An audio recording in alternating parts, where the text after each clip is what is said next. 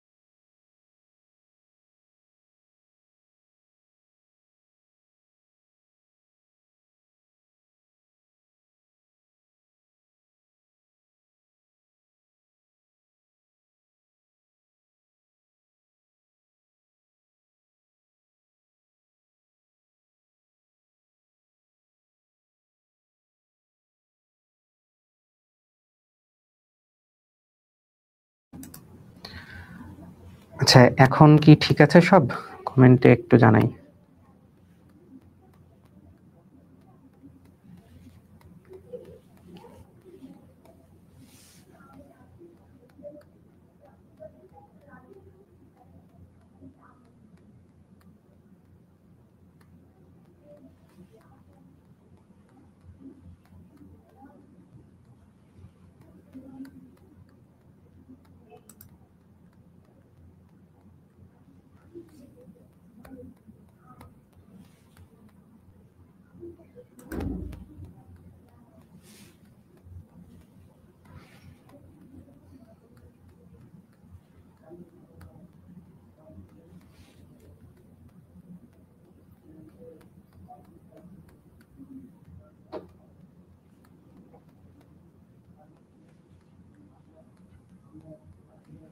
আচ্ছা আব্দুল্লাহ, হ্যাঁ, সাউন্ড ঠিকঠাক আছে, আমরা তাহলে শুরু করতে পারি। 7:11 ওকে। বেজে গেছে। আচ্ছা, ঠিক আছে। আচ্ছা, আমরা তাহলে স্ক্রিন শেয়ার করতেছি।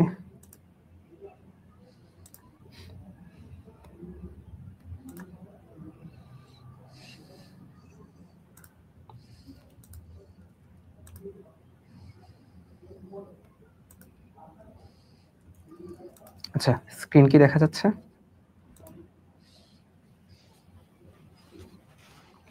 হ্যাঁ, স্ক্রিন দেখা যাচ্ছে। আচ্ছা, আমরা গতদিন হচ্ছে var কিওয়ার্ড পর্যন্ত শেষ করেছিলাম। তো এর মধ্যে আমরা দেখলাম যে অনেকেই IntelliJ IDEA সেটআপ করতে সমস্যায় পড়ছে। তো আমরা আজকে ১ম এ IntelliJ IDEA এর সেটআপটা একটু ডিটেইলসে আরেকবার দেখাবো। তারপর হচ্ছে আমরা এর পরবর্তী টপিকে চলে যাব। তো আমরা যদি সেটআপটা আরেকবার দেখতে চাই।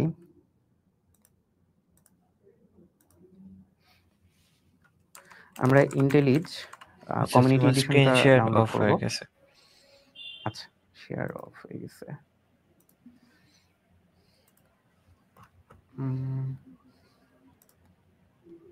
এন্টায়ার স্ক্রিন শেয়ার দিতে পারো, সমস্যা নেই। হ্যাঁ, ওকে। এখন কি দেখা যাচ্ছে?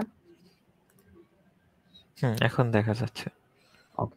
তো আমরা হচ্ছে IntelliJ IDEA কমিউনিটি এডিশন এটা ডাউনলোড করব। ওকে।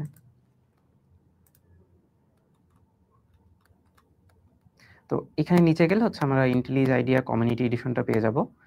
এখানে হচ্ছে আমাদের জাভার বা কটলিনের জন্য এটা হচ্ছে ফ্রি ভার্সন। তো এখান থেকে আমরা হচ্ছে জাস্ট ডাউনলোড করে নিতে পারি exe, zip বা উইন্ডোজ আর্মের জন্য এটা। তো আমরা exe-টাই ডাউনলোড করব। তো এটা হচ্ছে ডাউনলোড হয়ে যাওয়া পর্যন্ত আমরা একটু অপেক্ষা করি। ডাউনলোড হচ্ছে।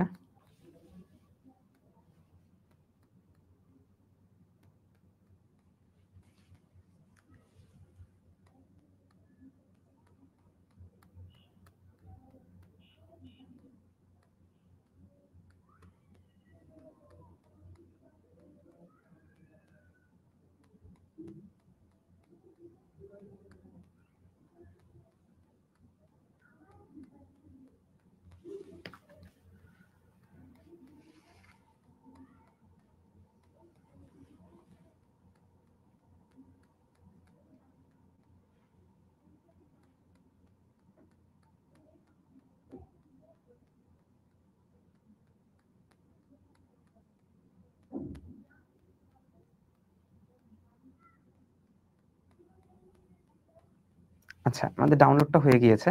তো ডাউনলোড হয়ে গেলে আমরা জাস্ট এখান থেকে হচ্ছে জিনিসটাকে রান করব।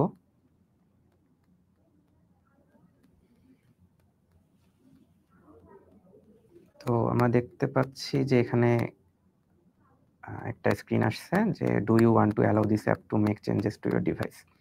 এই অংশটা কি দেখা যাচ্ছে?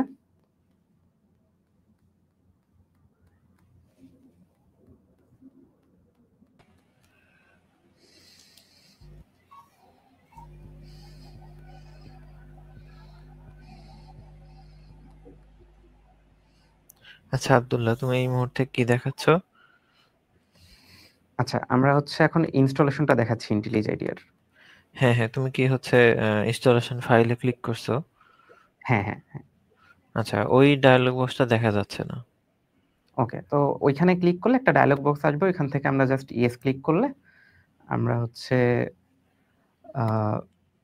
পেয়ে যাব। তো এখানে আমার অলরেডি ইনস্টল করা আছে। তো এইজন্য আমাদের দেখাচ্ছে যে current version of IntelliJ IDEA community edition is already installed. আচ্ছা, তো আমার যেহেতু ইনস্টল করা আছে এইজন্য এটা দেখাচ্ছে। আপনাদের যদি ইনস্টল করা না থাকে তাহলে এটা দেখাবে না। ওকে, তো এখান থেকে হচ্ছে আমরা সবগুলো হচ্ছে নেক্সট করে চলে যাব। আচ্ছা, এইখানে হচ্ছে আমার যেহেতু ইনস্টল করা এইজন্য আনইনস্টলের একটা অপশন আসছে। তো আমরা এইটাতে কিছু করব না, আপনাদের আসবে না এটা। আচ্ছা, এরপর এইগুলো যা আছে আপনারা ঠিকভাবে এগুলো রেখে দিবেন, কোনো সমস্যা নাই। ওকে, ইটস নট এমটি। আচ্ছা। আচ্ছা, এরপরে এইখানে এসে দেখবেন যে এখানে আপনাদের কিছু অপশন আছে। Create desktop shortcut. এখানে যদি ক্লিক করে দেন তাহলে হচ্ছে আপনাদের একটা ডেস্কটপে শর্টকাট তৈরি হয়ে যাবে। তারপর এই জায়গায় দেখেন যে এইটা খুবই ইম্পোর্টেন্ট, আপডেট পাথ ভেরিয়েবল। ঠিক আছে? এইখানে হচ্ছে আপনাদের বলতেছে যে add bin folder to the path.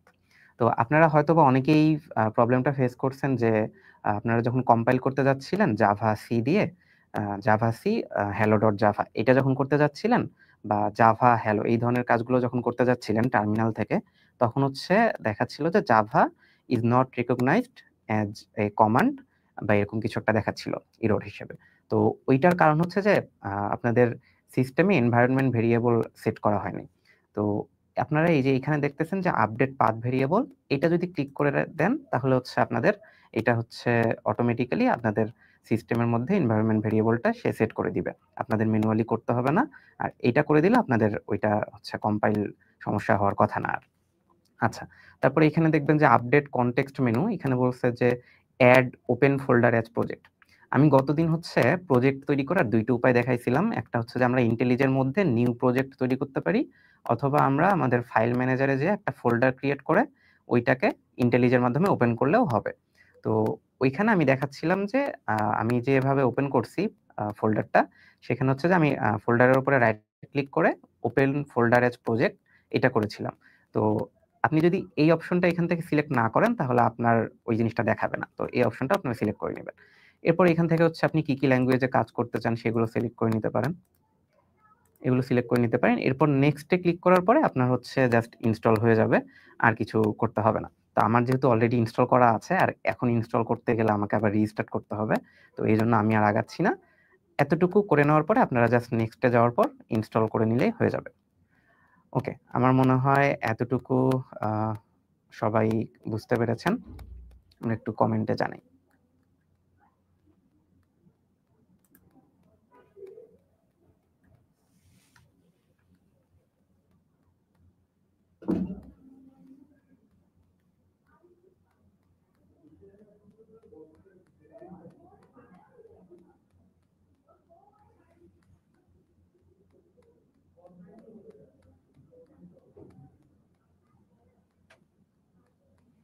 ওকে, তাহলে আমরা আগাচ্ছি।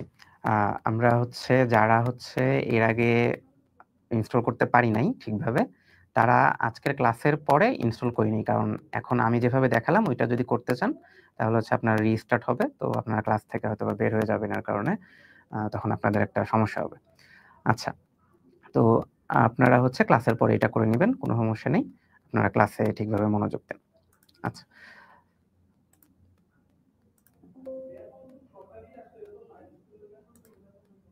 ওকে, তো আমরা হচ্ছে যেখান থেকে শুরু করব আজকে, সেটা হচ্ছে যে ইনপুট নেওয়া। আমরা গতদিন এটা শুরু করেছিলাম কিন্তু শেষ করতে পারিনি। তো ইনপুট নেওয়ার জন্য আমাদের হচ্ছে জাভাতে একটা ক্লাস ইউজ করতে হয়। সেই ক্লাসটার নাম হচ্ছে স্ক্যানার।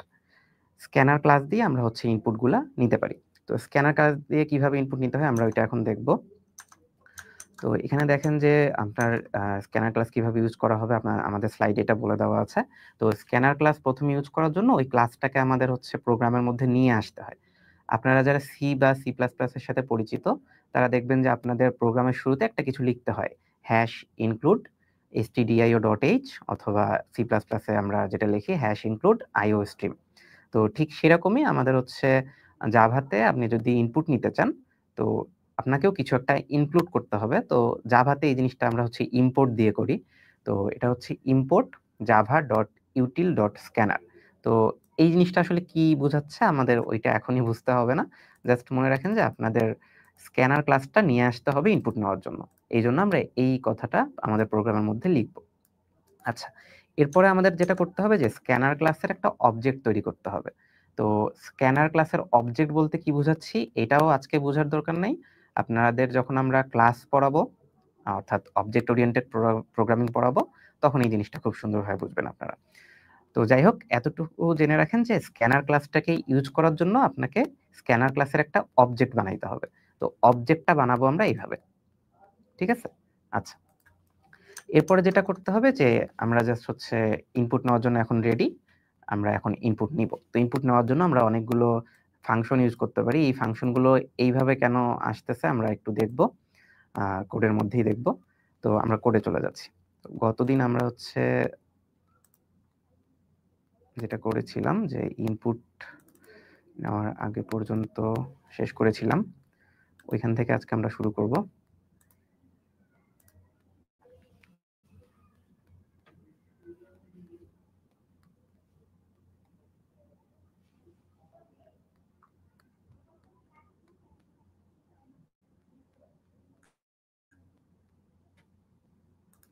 আচ্ছা, আমার মনে হয় দেখা যাচ্ছে।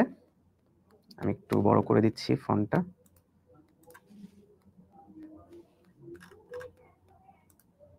ওকে।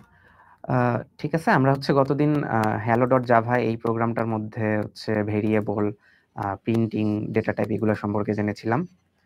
তারপর আমরা হচ্ছে এখানে টাইপ কাস্টিং দেখেছিলাম। টাইপ কাস্টিং এর মধ্যে হচ্ছে কিভাবে এক টাইপ থেকে আরেক টাইপে নিয়ে যেতে হয় এগুলো দেখেছি। এরপর আমরা var কিওয়ার্ড দিয়ে কিভাবে আমরা ভেরিয়েবল ইউজ করতে পারি এটা দেখেছি। এরপরে আমাদের টপিকটা ছিল হচ্ছে ইনপুট নেওয়া। তো আমি এই কোডটাকে কেটে দিয়ে আমি আবার শুরু করতেছি। আচ্ছা, আমি আরেকটু বড় করে নিচ্ছি যাতে আপনাদের দেখতে আরো সুবিধা হয়।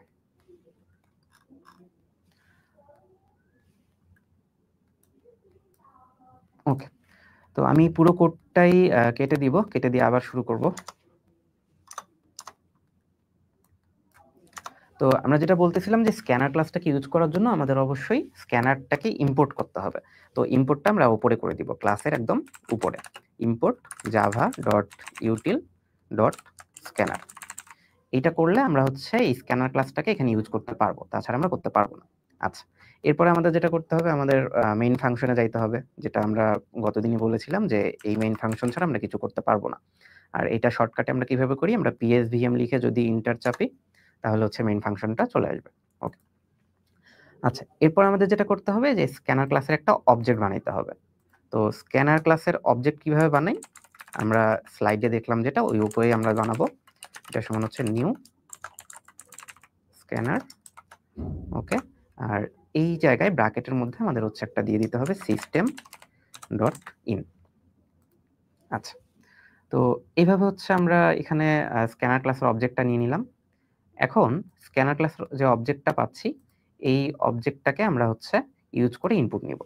তো ইনপুট কিভাবে নিব আমরা হচ্ছে ইনপুট নেওয়ার জন্য এখানে হচ্ছে কয়েকটা ফাংশন ইউজ করি।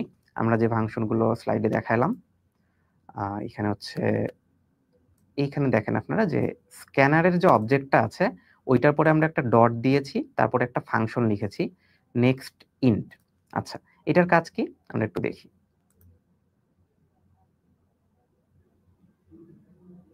আচ্ছা, তো এটার কাজ কি আমরা একটু খেয়াল করি যে আমরা প্রথমে একটা ভেরিয়েবল নিচ্ছি ইন্ট ধরে নেন a। এইটা সমান আমরা এর আগে যেটা করতাম যে আমরা 10 এভাবে লিখে দিতাম বা আমাদের ইচ্ছা মতো একটা ভ্যালু লিখে দিতাম। তো এটা আর আমরা করব না। কেন করব না? কারণ আমরা এখন ইউজারের কাছ থেকে আমার প্রোগ্রামটা যে ইউজার ইউজ করবে তার কাছ থেকে একটা ইনপুট নিতে চাই যে তুমি আমাকে একটা ইনপুট ভ্যালু দাও। তো এটার জন্য আমরা কি করব? এটার জন্য আমরা হচ্ছে এইখানে লিখব যে আমরা যে স্ক্যানারের অবজেক্টটা নিয়েছি সেই স্ক্যানারের অবজেক্টটা ডট এখানে লিখব নেক্সট ইন্ট। তো এটা যদি করি তাহলে হচ্ছে আমরা এখানে একটা ইনপুট নিতে পারবো। আমরা যদি ফাংশনটাকে রান করি তাহলে আপনারা দেখতে পারবেন যে এখানে আমরা হচ্ছে কিভাবে ইনপুটটা নিতে পারি। আচ্ছা,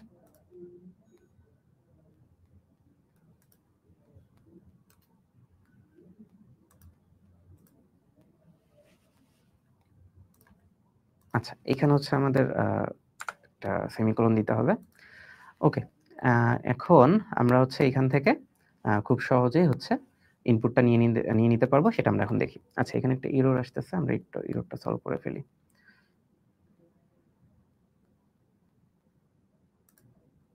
ওকে, আচ্ছা, এখন আমরা যদি এটাকে রান করি তাহলে দেখি কি হয়।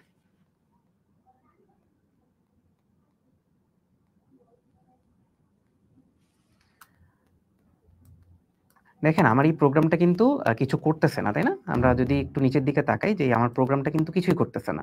কেন কিছু করতেছে না? কারণ আমার প্রোগ্রামের মধ্যে আমরা কি লিখেছি? আমরা লিখেছি যে স্ক্যানারের একটা অবজেক্ট নিয়েছি। এই অবজেক্টের মাধ্যমে আমরা একটা ইনপুট নিচ্ছি। ইনপুটটা কিভাবে নেই? আমরা হচ্ছে স্ক্যানার ডট নেক্সট ইন্ট। আমরা ইন্টিজার নিতে চাচ্ছি, এজন্য স্ক্যানার ডট নেক্সট ইন্ট করতে চাচ্ছি। তো এই যে আমি ইনপুট নেওয়ার জন্য যে একটা ফাংশন লিখলাম, আমার প্রোগ্রাম কি করবে? এই ইনপুট ফাংশনটাকে সে এখন ইউজ করতেছে। ইউজ করার মাধ্যমে সে আসলে এই প্রোগ্রামটাকে নিয়ে বসে আছে যে আমার ইউজার একটা ইনপুট দিবে, তারপরেই আমি হচ্ছে কাজ করব। তো এই যে এইজন্য সে হচ্ছে এখানে প্রোগ্রামটা আসলে বসে আছে। এখন ধরেন আমি যদি একটা ইনপুট দেই এখানে, ধরেন এখানে আমি 5 লিখলাম। দেখা যাচ্ছে আই থিংক আমি একটু বড় করে দিচ্ছি তাও। তো এখানে আমি 5 লিখলাম। 5 লেখার পরে যদি আমি এন্টার দেই, তাহলে হচ্ছে প্রোগ্রামটা এখন ফিনিশ হয়ে যাচ্ছে। এখানে আর কিছু হয় নাই। কারণ আমি এই ইনপুট নেওয়ার পরে আমি আর কিছু করি নাই। এখন আমি যেটা করতে পারি, ইনপুট যেটা নিলাম ওইটাকে প্রিন্ট করে দেখাইতে পারি। তো আমি a ভেরিয়েবলের মধ্যে একটা ইনপুট নিয়েছিলাম। সেই ইনপুটটা আমি ইনপুট নিয়ে কি পাইলাম ওইটা আমি এখন প্রিন্ট করব। তো দেখেন আমি হচ্ছে আবার রান করলাম। তো এখানে হচ্ছে আগের মতোই প্রোগ্রামটা বসে আছে। কারণ আমরা এখানে যেটা করছি যে একটা ইনপুট নেওয়ার জন্য তাকে ফাংশন দিয়ে দিয়েছি। তো সে কি করবে যে ইনপুট নেওয়ার জন্য বসে থাকবে। যখনই আমরা এখানে একটা ইনপুট দিব আমাদের কিবোর্ড থেকে, ধরেন আমি এবার 6 দিলাম। এরপর যদি আমি হচ্ছে এখানে রান করি, 6 দেওয়ার পর যদি আমি এন্টার চাপি, তাহলে হচ্ছে সে কিন্তু ওই যে দেখেন 6 আমাকে প্রিন্ট করে দিল। কেন 6 প্রিন্ট করে দিল? কারণ আমি হচ্ছে এই যে ইনপুটটা নিয়ে কোথায় রেখেছিলাম? ইনপুটটা নিয়ে আমি হচ্ছে এই যে a ভেরিয়েবলের মধ্যে রেখেছি। int a equals scanner dot next int। এটার মানে হচ্ছে যে আমরা এইটা ইনপুট নিচ্ছি, নেওয়ার পরে ওই ভ্যালুটা ইনপুট যেটা নিলাম ওইটাকে a এর মধ্যে রাখতেছি। তো এর মধ্যে যেহেতু আমি যে 6 রেখে দিয়েছি, এখানে 6 আমি ইনপুট দিয়েছি, তাই সেই 6 টা এখন হচ্ছে সে আমাকে প্রিন্ট করে দিচ্ছে। ওকে, আমরা কি ইনপুট নেওয়াটা বুঝেছি? একটু কমেন্টে জানাই।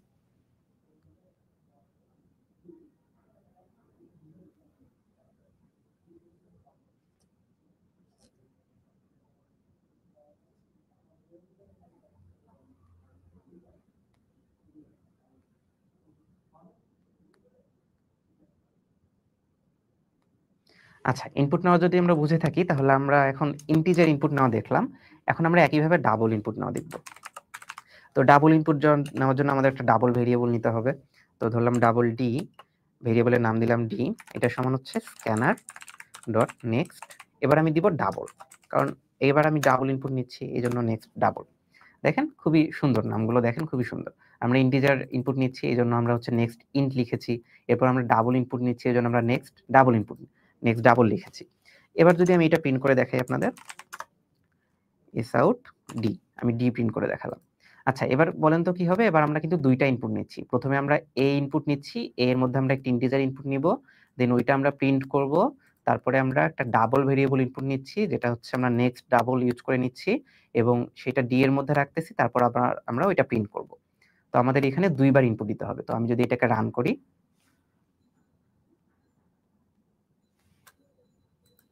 তো দেখেন প্রোগ্রাম বসে আছে ইনপুট নেওয়ার জন্য। আমরা হচ্ছে এখানে প্রোগ্রামে ইনপুট দিয়ে দেই। ধরেন আমি এবার 10 ইনপুট দিলাম ইন্টিজারের জন্য, দিয়ে এন্টার চাপলাম। দেখেন সে হচ্ছে 10, এটা কিন্তু ইনপুট নিয়ে আমাকে প্রিন্টও করে দিল, কারণ আমি ওইটা প্রিন্ট করেছিলাম এখানে। তো এরপরে সে আবার বসে আছে, দেখেন এখানে এসে সে আবার বসে আছে। কেন বসে আছে? কারণ আমি আবার একটা ইনপুট নেওয়ার জন্য ফাংশন লিখে রাখছি, তো এই জন্য সে আবার বসে আছে। তো এবার আমি এখানে একটা ডাবল ভেরিয়েবল কিন্তু ইনপুট দিতে পারবো, ডাবল সংখ্যা। তো আমি ধরলাম 10.7, আমি এটা ইনপুট দিলাম। তো এটা যদি ইন্টার চাপি, তাহলে সে আমাকে এটাও প্রিন্ট করে দিবে।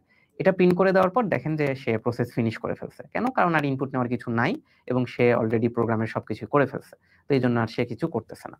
আচ্ছা, এরপর আমরা যদি ডাবলটা বুঝে থাকি, আমরা হচ্ছে ইন্টিজার যদি বুঝে থাকি, তাহলে ডাবলও বুঝেছি নিশ্চয়ই। আর এখন আমরা দেখব স্ট্রিং কিভাবে ইনপুট নিতে হয়।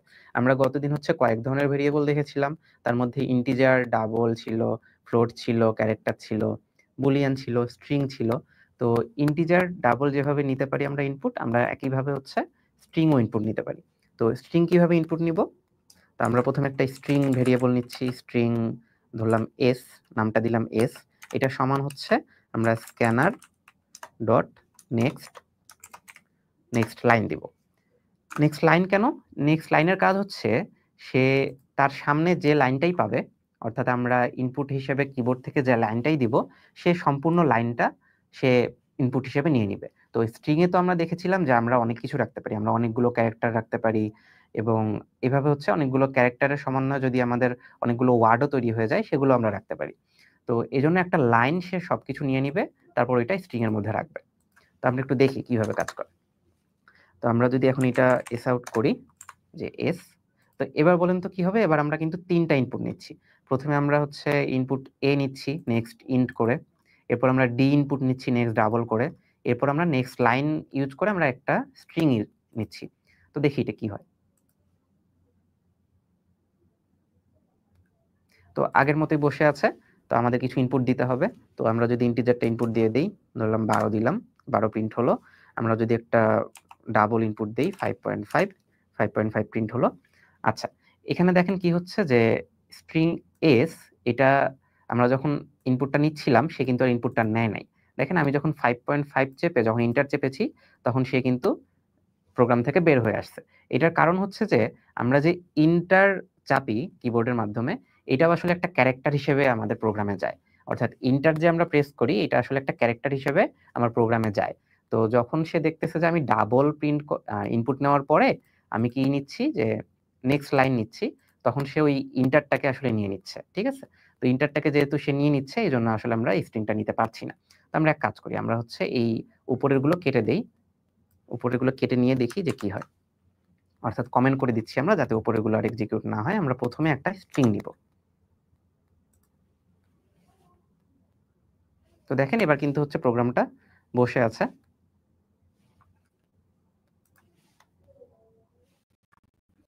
আচ্ছা, তো প্রোগ্রামটা কেন বসে আছে? কারণ আমরা হচ্ছে এই যে এখানে স্ট্রিং একটা ইনপুট নিতে চাচ্ছি নেক্সট লাইন ইউজ করে। তো আমরা একটা স্ট্রিং দিয়ে দেখি কি হয়। তো আমরা একটা স্ট্রিং দেই ABCD, এরপর এটা প্রিন্ট করি। দেখেন সে আমাকে ABCD প্রিন্ট করে দিয়েছে। কেন প্রিন্ট করে দিয়েছে? কারণ আমরা এই যে ইনপুট নেওয়ার পরে আমরা ওটা প্রিন্টও করেছি, এইজন্য। আচ্ছা, এবার আমরা একটু অন্যরকম একটা ইনপুট দিয়ে দেখি কি হয়। ধরেন এবার আমরা একটা নাম্বার ইনপুট দিব, ধরেন 100। এটা যদি ইনপুট দিয়ে কি হবে? সে 100 প্রিন্ট করে দিবে, কারণ আমরা গতদিন দেখেছিলাম আমরা নাম্বারগুলোকেও কিন্তু স্ট্রিং এর মধ্যে দিয়ে দিতে পারি। তো এই জন্য সে নাম্বারগুলো নিতে পারবে, কোনো সমস্যা নেই। আচ্ছা, আমরা আরেকটা জিনিস দেখব, যে আমি যদি এখানে ধরেন ABCD লিখলাম, এরপর একটা স্পেস দিলাম, আমি একটা স্পেস দিয়েছি, তারপরে ধরেন DEF লিখলাম, এরপরে যদি ইন্টার দেই সে কিন্তু আমাকে পুরোটাই দিচ্ছে। অর্থাৎ এখানে আমরা যদি স্ট্রিং ইনপুট নেওয়ার সময় একটা ওয়ার্ড লিখে একটা স্পেস দেই, দেন আরেকটা ওয়ার্ড লিখি, এভাবে যতগুলোই দিই সে সম্পূর্ণ লাইনটাকেই সে ইনপুট হিসেবে নিয়ে নিবে, কোনো একটা ওয়ার্ডকে নিবে না। একটা ওয়ার্ডকে সেই স্ট্রিং এর মধ্যে স্টোর না করে সম্পূর্ণ লাইনটাকেই সে হচ্ছে স্ট্রিং এর মধ্যে নিয়ে নিবে। আচ্ছা, আমরা কি স্ট্রিং এর ইনপুটটা বুঝেছি? আমরা একটু কমেন্টে জানাই।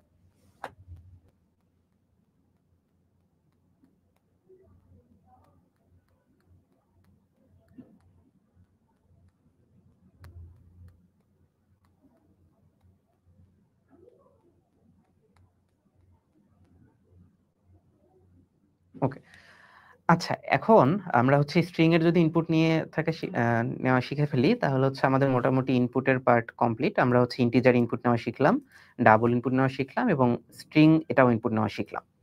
ওকে, তো আমাদের স্ট্রিং যেহেতু ইনপুট নেওয়া শিখে ফেলেছি, আমরা হচ্ছে এখন পরের টপিকে চলে যেতে পারি। আচ্ছা, তো আমাদের ইনপুট নেওয়া শেষ, এখন আমরা যাব হচ্ছে ওকে, এবার আমরা চলে যাব হচ্ছে অপারেটরে।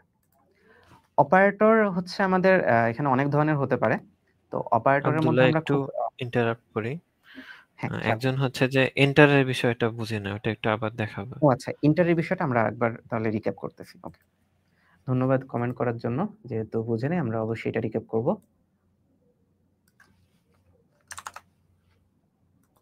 আচ্ছা, আমাদের ইন্টারের যখন আমরা বিষয়টা বলতেছিলাম, তখন হচ্ছে আমরা এই কোডটা নিয়ে কাজ করতেছিলাম। এই কোডে কি ছিল যে আমরা ইন্টিজার a এটা সমান লিখছিলাম scanner.nextInt, তারপরে system out dot print line. আচ্ছা, আমি মাঝখানেরটাও তুলে দিচ্ছি, আমি একটা দিয়েই দেখাই শুধু। আচ্ছা, এটুকু কমেন্ট করে ফেলছে, অর্থাৎ আমার কোড এতটুকুকে ইগনোর করবে। আচ্ছা, প্রথমে আমি যেটা করতেছি যে আমি একটা ইন্টিজার ইনপুট নিচ্ছি, দেন ওইটা প্রিন্ট করতেছি। এরপরে আমি হচ্ছে একটা স্ট্রিং ইনপুট নিচ্ছি, বাট আমার কোড ওইটাকে আসলে একটা লাইন হিসেবে ইনপুট নিবে, দেন ওই স্ট্রিং এ আসলে স্টোর করবে।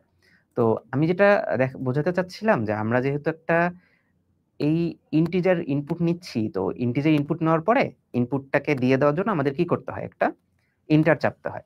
তো এই যে ইন্টার যে আমরা কিবোর্ড থেকে চাপি, এই ইন্টারটা আসলে একটা ক্যারেক্টার হিসেবে আমাদের প্রোগ্রামে যায়। আমরা গতদিন ক্যারেক্টার দেখেছিলাম না? আমরা ক্যারেক্টার টাইপ দেখেছিলাম ডেটা টাইপের মধ্যে, যে ক্যারেক্টার টাইপের মধ্যে আমরা আমরা একটু দেখাই যে আমরা এখানে দেখেছিলাম যে কিভাবে ক্যারেক্টার, এই যে ক্যারেক্টারের মধ্যে আমরা হচ্ছে একটা করে ক্যারেক্টার রাখতে পারি।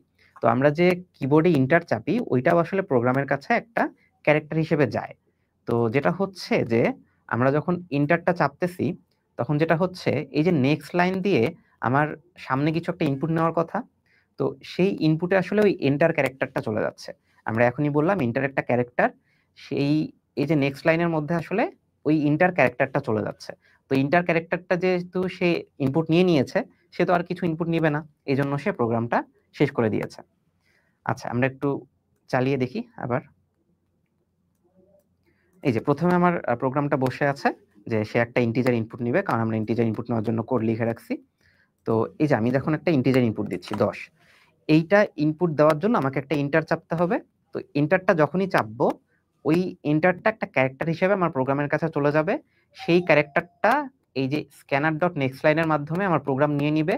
তো আমি যে স্ট্রিং নেওয়ার জন্য প্রোগ্রামটা লিখে রাখছিলাম, এই যে স্ক্যানার ডট নেক্সট লাইন, এটা তো অলরেডি ইউজ হয়ে গেল, তো এটা তো আর পরে সে ইউজ করতে পারবে না। তো এই জন্য আমরা হচ্ছে এইভাবে আসলে স্ট্রিংটা আসলে ইনপুট নিতে পারতেছিলাম না। এই যে আমি যখন ইন্টার চাপবো, সে শুধু 10 প্রিন্ট করে দিয়ে আর কিছু করে নাই। ঠিক আছে, এখন কি ক্লিয়ার হয়েছে যে এন্টার আসলে একটা ক্যারেক্টার হিসেবে আমাদের প্রোগ্রামের মধ্যে যায়? এই জন্য আমরা যখন এন্টারটা চাপি, তখন এই নেক্সট লাইনের মাধ্যমে যে ইনপুটটা নিচ্ছে আমার প্রোগ্রাম, সেখানে আসলে এন্টারটা চলে যাচ্ছে।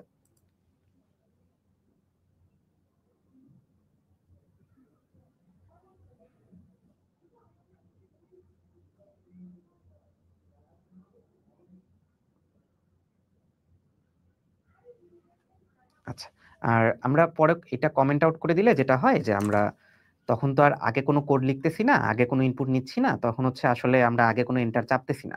তো আগে কোনো এন্টার যেহেতু চাপতেছি না, এই জন্য আমার প্রোগ্রাম তো এন্টার পাচ্ছে না। তো আমরা তখন যেহেতু কোনো একটা কিছু ওয়ার্ড লিখবো, লিখে তাকে দিব, সে সেটাই নিবে। সে আগে যেহেতু কোনো এন্টার পায় নাই। ওকে, এখন যেহেতু ক্লিয়ার হয়ে গেছে, আচ্ছা ইয়েস লিখছেন, ওকে ঠিক আছে, আমরা হচ্ছে তাহলে আগাচ্ছি। আচ্ছা, এখন আমরা যেটা দেখবো সেটা হচ্ছে অপারেটর। এখন অপারেটর জিনিসটা কি? আমরা হচ্ছে আমাদের প্রোগ্রামের মধ্যে অনেক ক্যালকুলেশন করব, ঠিক আছে? কি ধরনের ক্যালকুলেশন? আমরা গাণিতিক ক্যালকুলেশন করতে পারি। আমরা যারা আইসিটিতে পড়েছি বুলিয়ান অ্যালজেব্রা, ওখানে আমরা দেখেছি যে অনেকগুলো লজিক্যাল অপারেশন হয়, তাই না? অ্যান্ড হয়, অর হয়, নট হয়। আমরা ওইগুলো এখানে করতে পারি। তো আমরা এই ধরনের অপারেশনগুলো আজকে দেখব যে এই অপারেশনগুলো কিভাবে হয় এবং এই অপারেশনগুলো করার জন্য আমাদের কি কি লাগে। তো অপারেশনগুলো করার জন্য আমার যা লাগবে সেটাই হচ্ছে অপারেটর। তো আমরা অনেক ধরনের অপারেটর দেখব। এর বেশি আসলে আছে, আমরা এতটুকুই কভার করব এবং এতটুকুই ইনাফ হবে। তো প্রথম যে অপারেটরটা আমরা দেখব সেটা হচ্ছে অ্যাসাইনমেন্ট অপারেটর, এবং এটা নতুন করে আসলে কিছু দেখার নাই, আমরা অলরেডি এটা দেখে ফেলেছি। কোথায় দেখেছি? এই যে আমরা যে সমান ইউজ করতেছি, এটাই হচ্ছে আসলে অ্যাসাইনমেন্ট অপারেটর।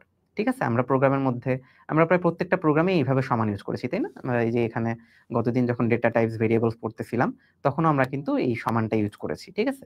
তো এই সমানটা হচ্ছে একটা অ্যাসাইনমেন্ট অপারেটর। তো অ্যাসাইনমেন্ট অপারেটরের কাজ কি? অ্যাসাইনমেন্ট অপারেটরের কাজ হচ্ছে সে একটা ভেরিয়েবলের মধ্যে একটা ডেটাকে সে অ্যাসাইন করে দেয়। অর্থাৎ একটা ভেরিয়েবলের মধ্যে আমরা দেখেছিলাম গতকাল যে আমরা একটা ডেটা রাখতে পারি। সো সেই ডেটাটাকে রাখার দায়িত্ব হচ্ছে অ্যাসাইনমেন্ট অপারেটরের।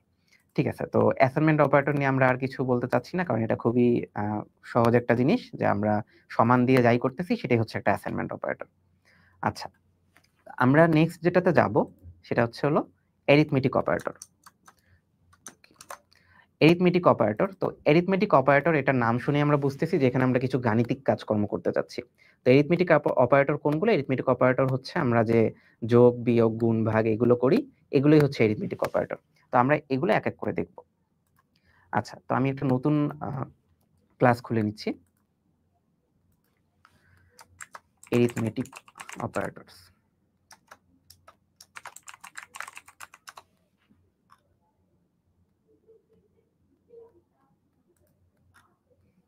ওকে,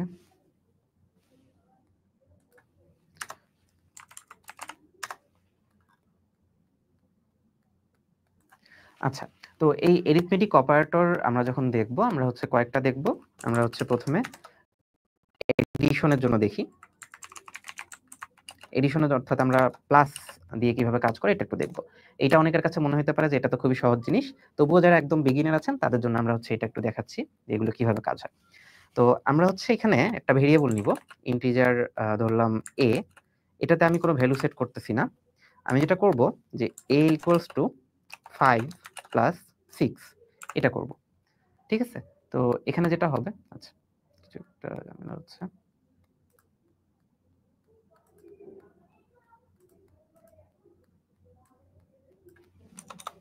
ওকে, ইন্টিজার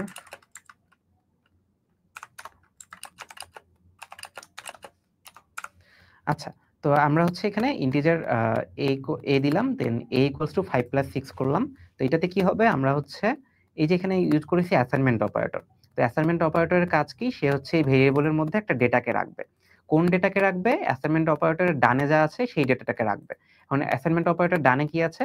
অ্যাসাইনমেন্ট অপারেটর ডানে আছে হচ্ছে 5 প্লাস 6। এখন 5 প্লাস 6 কত? আমরা জানি 11। তো এইজন্য a এর মধ্যে আসলে 11 স্টোর হয়ে যাবে। আমরা যদি এটাকে প্রিন্ট করে দেখি, তাহলে দেখব যে আমরা 11 পাচ্ছি। আচ্ছা, কারেন্ট ফাইল, সরি। হ্যাঁ, ঠিক আছে। তো আমরা দেখতে পাচ্ছি যে এখানে টার্মিনালে আমাদের 11 কিন্তু প্রিন্ট হয়ে গেছে। তো আমরা যদি এটাকে জাস্ট একটু চেঞ্জ করে দিই, আমরা যদি এখানে 10 দেই, তাহলে হচ্ছে এখানে 16 প্রিন্ট হবে। তো আমরা নিশ্চয়ই বুঝেছি যে এডিশন অপারেটরটা এভাবে কাজ করে।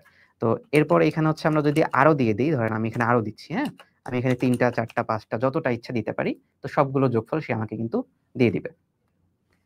আচ্ছা, তো এই সবগুলো যোগফল হচ্ছে আমাদের এই ভেরিয়েবলের মধ্যে স্টোর হয়ে গেছে। একইভাবে আমরা হচ্ছে এখানে, এটা আমি কমেন্ট আউট করে দেই। আমরা এখানে হচ্ছে সাবট্রাকশন অপারেশন করতে পারি। সাবট্রাকশন অর্থাৎ হচ্ছে মাইনাস অপারেশন। তো মাইনাস অপারেশনের জন্য আমি একটা ভেরিয়েবল নিয়ে নিচ্ছি b, ইন্ট b। তো b ইকুয়ালস টু আমি লিখলাম হচ্ছে 6 মাইনাস 5। তো এরপর যদি আমি এটা প্রিন্ট করি,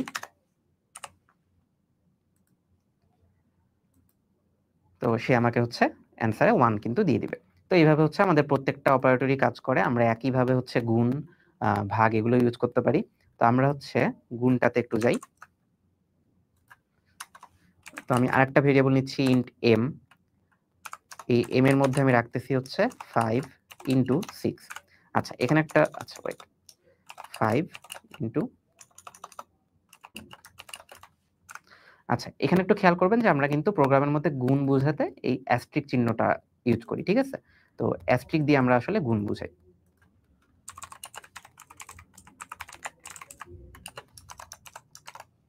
ওকে, তো এখন যদি আমি এইটা প্রিন্ট করে দিই তাহলে যেটা হবে,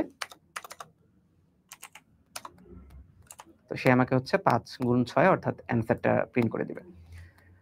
ওকে, আমরা দেখতে পাচ্ছি যে এখানে সে আমাকে 30 কিন্তু প্রিন্ট করে দিয়েছে।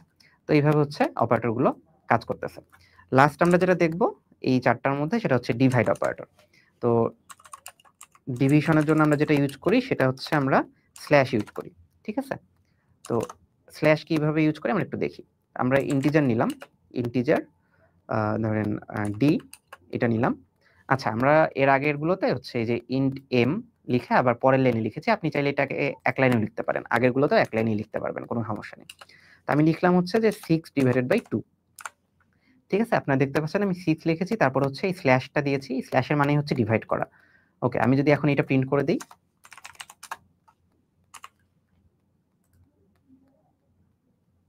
তাহলে দেখেন যে সে আমাকে কিন্তু 3 হচ্ছে প্রিন্ট করে দিয়েছে। ওকে, তো এখন আমরা হচ্ছে একটা ইন্টারেস্টিং বিষয় দেখব এখানে, যে আমি যদি এখানে 6/4 দিতাম তাহলে কি হতো? দেখেন 6/4 দিলে আমাদের অ্যান্সার আসতেছে আসলে 1, ঠিক আছে? তো 1 কেন আসতেছে? আমরা কি জানি যে 6/4 হচ্ছে 1? আমরা তো এটা জানি না। 6/4 কত? বলেন তো দেখি।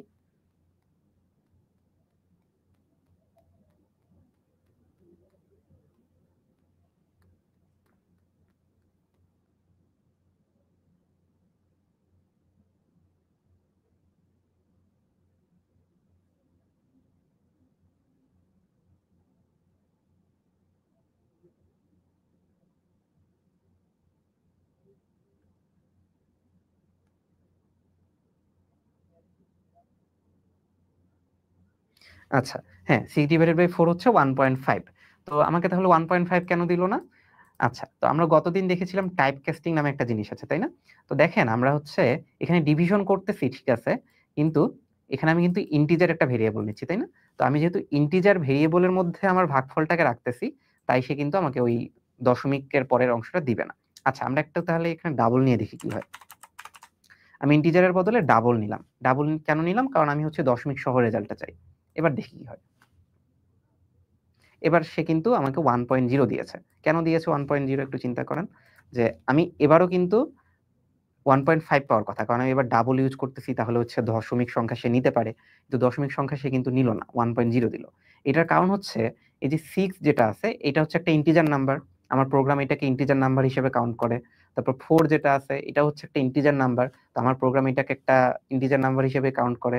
তো 2টা ইন্টিজার নাম্বার যখন আমরা ডিভাইড করি, আপনি সেটাকে ডিভাইড করার পরে ডাবল ভেরিয়েবলে রাখেন বা ইন্টিজার ভেরিয়েবলেই রাখেন, আপনার প্রোগ্রাম সবসময় সেটাকে ওই দশমিকটা ছাড়াই দিবে, অর্থাৎ দশমিকের পরের অংশটা ছাড়াই দিবে। তো এইখানে 1.5 থেকে সে 0.5টা বাদ দিয়ে ডাবলের মধ্যে শুধু 1 দিয়ে দিয়েছে। আর আমরা জানি যে ডাবলের মধ্যে 1 দিলে সেটা 1.0 হয়ে যায়। তো এই জন্য হচ্ছে এখানে কাজ করতেছে না। তো তাহলে আমরা কি এখানে ভাগের মধ্যে ওই দশমিকটা আনতে পারবো না? দশমিক আমাদের যেটা রেজাল্ট হওয়া উচিত 1.5, এটাকে আমরা আনতে পারবো না? অবশ্যই আনতে পারবো।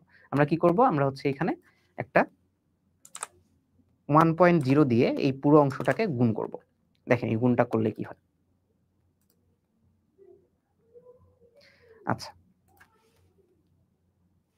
ওকে, দেখেন এবার আমি যখন এই 1.0 দিয়ে এই পুরো অংশটাকে গুণ করেছি তখন কিন্তু আমাকে সে পুরো রেজাল্টটা দিয়েছে। তো এটার কারণ কি? এটার কারণ হচ্ছে আমরা গতদিন ইমপ্লিসিট টাইপকাস্টিং নামে একটা জিনিস দেখেছিলাম। ইমপ্লিসিট টাইপকাস্টিং কি ছিল? যে আমরা ছোট ডেটা টাইপ থেকে অটোমেটিক্যালি বড় ডেটা টাইপ পেয়ে যাই, তাই না? আমরা হচ্ছে গতদিন দেখেছিলাম আমরা টাইপকাস্টিং যে অংশটা আছে, প্রোগ্রামটা আছে, ওইখানে দেখেছিলাম যে ইন্টিজার থেকে ডাবল এটা আমাদের আসলে করতে হয় না, এটা অটোমেটিক্যালি হয়ে যায় যখন আমরা ডাবলের মধ্যে এভাবে রাখি। তো এইখানেও ওই ধরনেরই একটা টাইপ কাস্টিং হচ্ছে, যেটা হচ্ছে যে আমরা যখন এখানে 1.0 দিয়ে দিয়েছি তখন আমার প্রোগ্রাম কি করছে, যে এই 6 যেটা আছে ইন্টিজার এটাকেও সে ডাবল হিসেবে চিন্তা করছে। 4 যেটা আছে ইন্টিজার এটাকেও সে ডাবল হিসেবে চিন্তা করছে। এখন ডাবল হিসেবে যখন সে চিন্তা করতেছে তখন সে আমাকে আসলে অ্যাকুরেট রেজাল্টটা দিচ্ছে। এটা যদি আমি না দেই 1.0টা, তাহলে সে আমাকে অ্যাকুরেট রেজাল্টটা দিবে না। আমরা কি এই অংশটা বুঝতে পেরেছি?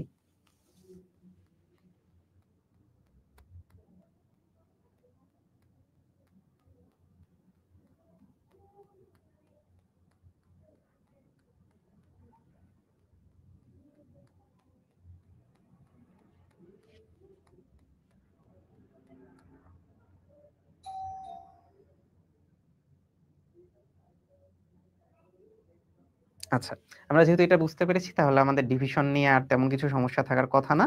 আমরা আরেকটা জিনিস দেখব যে আমরা জানি যে 0 দিয়ে আসলে ভাগ করা যায় না। আমি যদি 0 দিয়ে প্রোগ্রামের মধ্যে ভাগ করতে চাই তাহলে কি হয় দেখি। আমি ধরেন 6 কে 0 দ্বারা ডিভাইড করতে চাচ্ছি। তাহলে কি হবে? আমি এখন এটা প্রিন্ট করব। আমি f ভেরিয়েবলের মধ্যে 6 কে 0 দিয়ে ভাগ করে রেজাল্টটা রেখেছি এবং সেটা আমি এখন প্রিন্ট করছি। দেখেন সে আমাকে হচ্ছে একটা এরর দিয়েছে। হ্যাঁ? সে আমাকে বলেছে যে exception in thread main. Thread কি এক্সেপশন কি এগুলো খুব একটা বোঝার দরকার নেই এই মুহূর্তে। ধরে নেন যে এটা একটা এরর। তো এই যে ডিভাইড বাই 0 এটা আসলে সে করতে আমাকে দিবে না। কারণ আমরা তো জানি যে 0 দ্বারা ডিভাইড করা যায় না।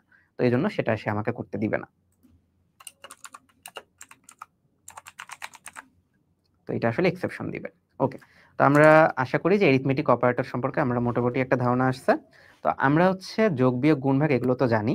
জাস্ট আমরা প্রোগ্রামে কিভাবে ইউজ করব সেটা দেখলাম। এখন আমরা নতুন ধরনের একটা অপারেটর দেখব। সেটা হচ্ছে মডিউলো অপারেটর।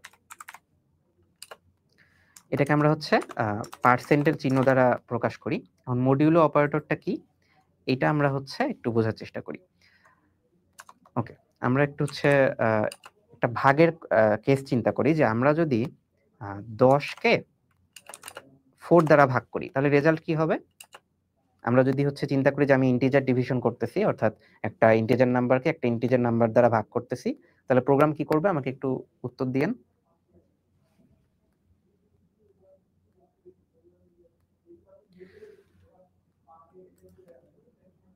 আমি যদি 10/4 এটা যদি ইন্টিজারের মধ্যে ক্যালকুলেশন করি তাহলে প্রোগ্রাম আমাকে কত অ্যান্সার দিবে এটা একটু আমাকে বলেন।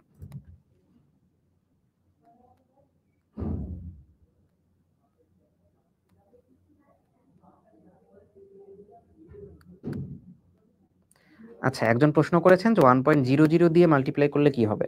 না, 1.0 দিয়ে মাল্টিপ্লাই করেন বা 00 দিয়ে করেন একই রেজাল্ট আসবে। আমার 1.0 টা দেওয়ার মূল উদ্দেশ্য হচ্ছে যে যাতে ডাবলে কনভার্ট হয়ে যায় সবকিছু, ঠিক আছে? আমি যখনই 1.0 দিয়ে দিয়েছি, আমার কম্পাইলার দেখেছে যে এখানে একটা ডাবল ভেরিয়েবল আছে, অর্থাৎ ডাবল নাম্বার আছে। সে সবকিছুকে এজন্য ডাবলে পরিণত করেছে। এটাই।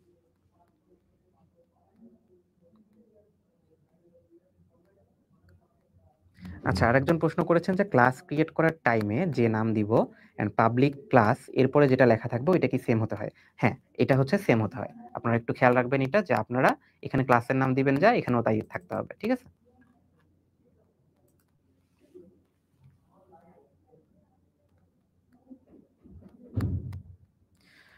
ওকে, একজন বললেন 2, একজন বললেন 2.5। আচ্ছা, আমরা একটু আগে দেখেছিলাম যে আমি যদি এই জিনিসটা করি, আমি একটু করে দেখাই। ইন্টিজার ধরেন t ইকুয়ালস টু হচ্ছে 10 ডিভাইডেড বাই 4। এটাকে যদি আমি প্রিন্ট করি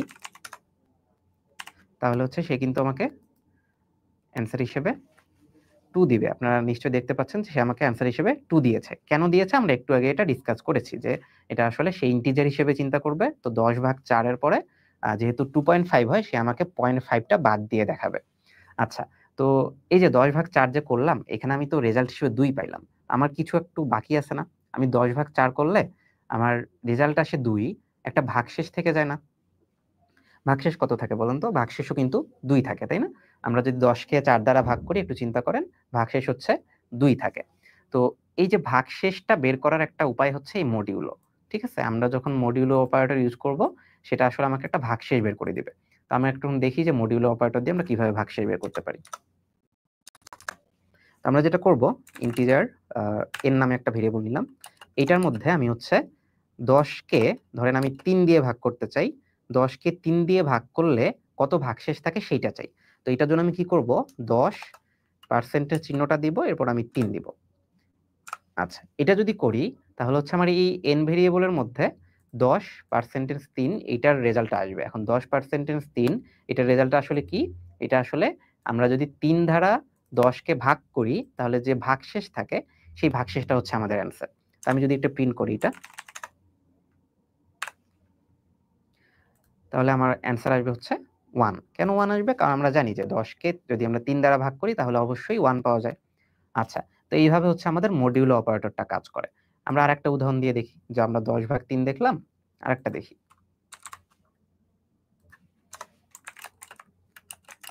ধরেন আমি 11/3 দেখতেছি এবার। Sorry, 11 modulo 3। মডিউলো 3 কেন? আমরা ভাগশেষটা চাচ্ছি। আমরা 11কে 3 দ্বারা ভাগ করলে কত ভাগশেষ থাকে সেটা চাচ্ছি। ওকে, এখন দেখেন আমার 2 আসছে। কেন 2 আসছে? কারণ আমরা জানি যে 3 দ্বারা যদি 11কে ভাগ করেন তাহলে অবশ্যই 2 থাকে। তো এইভাবে হচ্ছে আমরা মডিউলো অপারেটরটা ইউজ করতে পারি। আমাদের দেখবেন যে কোডের মধ্যে অনেক সময়ই এই মডিউলো অপারেটরের প্রয়োজন হবে। কারণ আমরা অনেক সময়ই ভাগশেষ নিয়ে কাজ করব। তো তখন হচ্ছে এটা অনেক প্রয়োজন হবে। তো আমরা কি মডিউলোটা বুঝতে পেরেছি?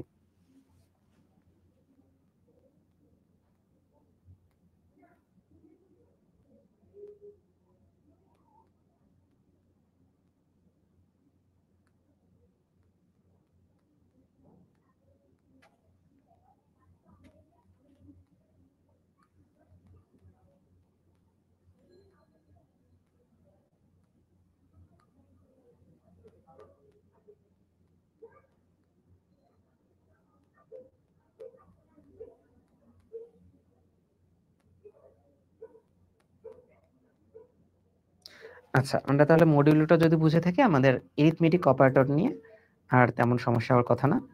আমরা তাহলে নেক্সট টপিকে চলে যাব। নেক্সট টপিকটা হচ্ছে একটা রিলেশনাল অপারেটর। রিলেশনাল অপারেটর কি? আমরা আমাদের প্রোগ্রামের মধ্যে অনেক সময়ই একটা সংখ্যা থেকে আরেকটা সংখ্যা ছোট কিনা, একটা সংখ্যা থেকে আরেকটা সংখ্যা বড় কিনা, দুইটা সংখ্যা সমান কিনা, এই ধরনের কাজ করব।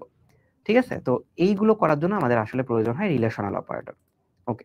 তো আমরা রিলেশনাল অপারেটরটা একটু দেখি। তো এটার জন্য আমরা নতুন একটা ফাইল খুলে নিচ্ছি।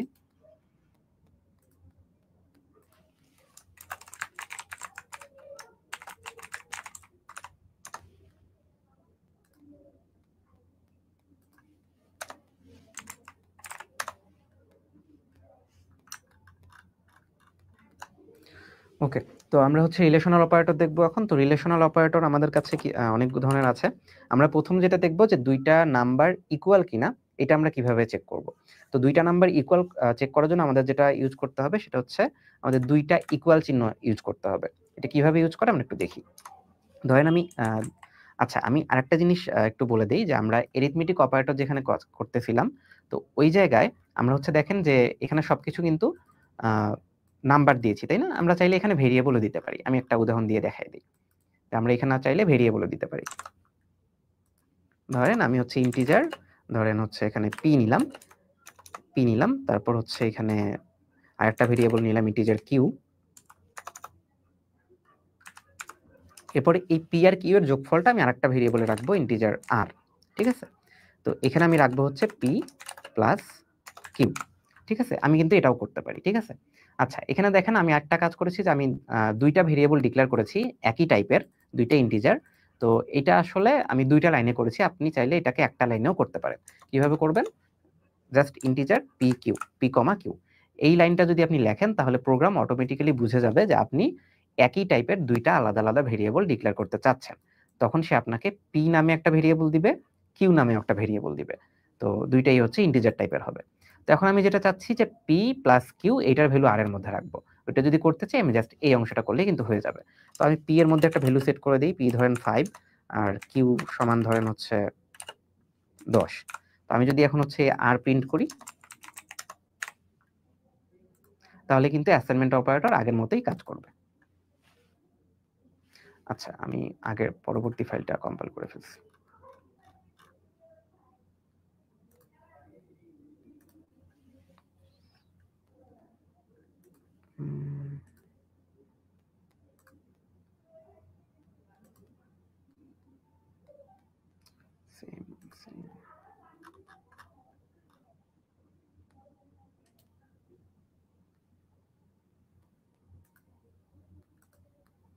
আচ্ছা, এখন আর সমস্যা হওয়ার কথা না।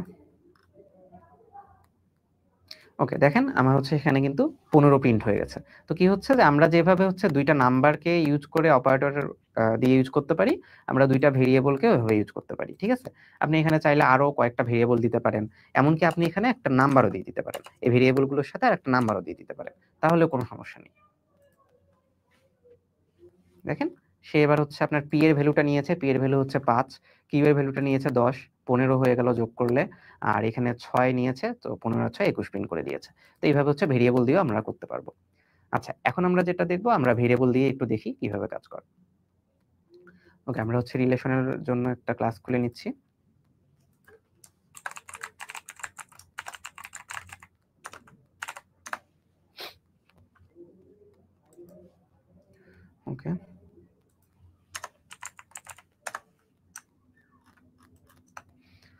আচ্ছা, তো আমরা প্রথমে যেটা দেখব সেটা হচ্ছে কিভাবে দুইটা নাম্বার আমরা সমান দেখতে পারি।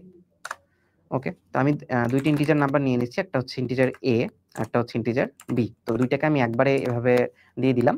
তো আমি a সমান ধরেন 10 রাখতেছি, আর b সমান ধরেন 20 রাখতেছি। এই দুইটা নাম্বার কি সমান? এই দুইটা নাম্বার কিন্তু সমান না। তো এই দুইটা নাম্বার সমান কিনা সেটা আমার প্রিন্ট হবে, আমরা কিভাবে বুঝবো? আমরা হচ্ছে এই রিলেশনাল অপারেটরগুলোর মাধ্যমে দেখব। তো রিলেশনাল অপারেটর কোনটা আমরা ইউজ করব? এখানে দুইটা ইকুয়াল চিহ্ন ইউজ করব। আচ্ছা, এখন এই দুইটা ইকুয়াল চিহ্ন ইউজ করে আমরা কি করব? আমরা এইভাবে ইউজ করব জিনিসটাকে, যে a ইকুয়াল ইকুয়াল b। এখন এতটুকু করলেই তো হবে না, আমাকে চিন্তা করতে হবে যে এটা কি করে। এই যে আমি ইকুয়াল ইকুয়াল ইউজ করলাম, এই জিনিসটা আসলে কি করে। তো আমরা একটু এই জিনিসটা দেখি।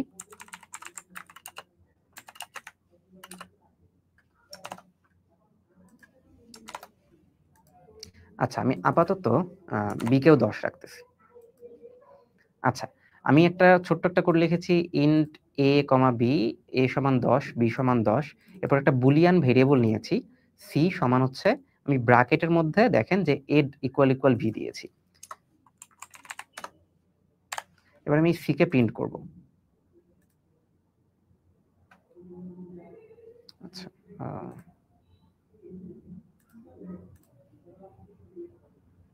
দেখেন সে আমাকে কি দিয়েছে? ট্রু দিয়েছে। তো আমরা নিশ্চয়ই বুঝতে পারতেছি যে তাহলে এই যে আমরা রিলেশনাল অপারেটর গুলো ইউজ করব, এই রিলেশনাল অপারেটর গুলো আসলে একটা সত্য বা মিথ্যা ভ্যালু দেয়, ঠিক আছে? তো সেই সত্য বা মিথ্যা ভ্যালুটাকে আমরা এই যে অ্যাসাইনমেন্ট অপারেটর ইউজ করে একটা বুলিয়ান ভেরিয়েবলের মধ্যে রাখতে পারি। তো এখানে যেটা হচ্ছে যে আমরা ইন্টিজার a b নিয়েছি, a সমান 10 রেখেছি, b সমান 10 রেখেছি। তারপরে আমরা চেক করছি যে a ইকুয়াল ইকুয়াল b।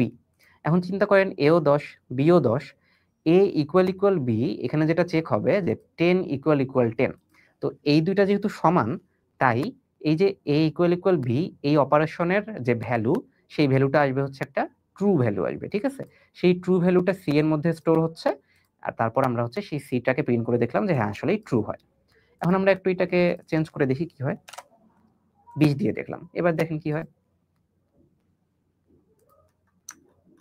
দেখেন এবার কিন্তু ফলস আসছে। কেন? কারণ এবার হচ্ছে a 10 আর b 20, তো এই দুটো তো সমান না। তাই এই যে a ইকুয়াল ইকুয়াল b, এই অপারেশনের যে ভ্যালুটা, সেই ভ্যালুটা আসবে হচ্ছে একটা ফলস ভ্যালু। তো সেই ফলস ভ্যালুটা c এর মধ্যে স্টোর হচ্ছে, তারপর আমরা c কে প্রিন্ট করে দেখলাম যে হ্যাঁ এটা আসলেই ফলস। তো ইকুয়াল ইকুয়াল কিভাবে কাজ করে এটাকে আমরা বুঝেছি কিনা?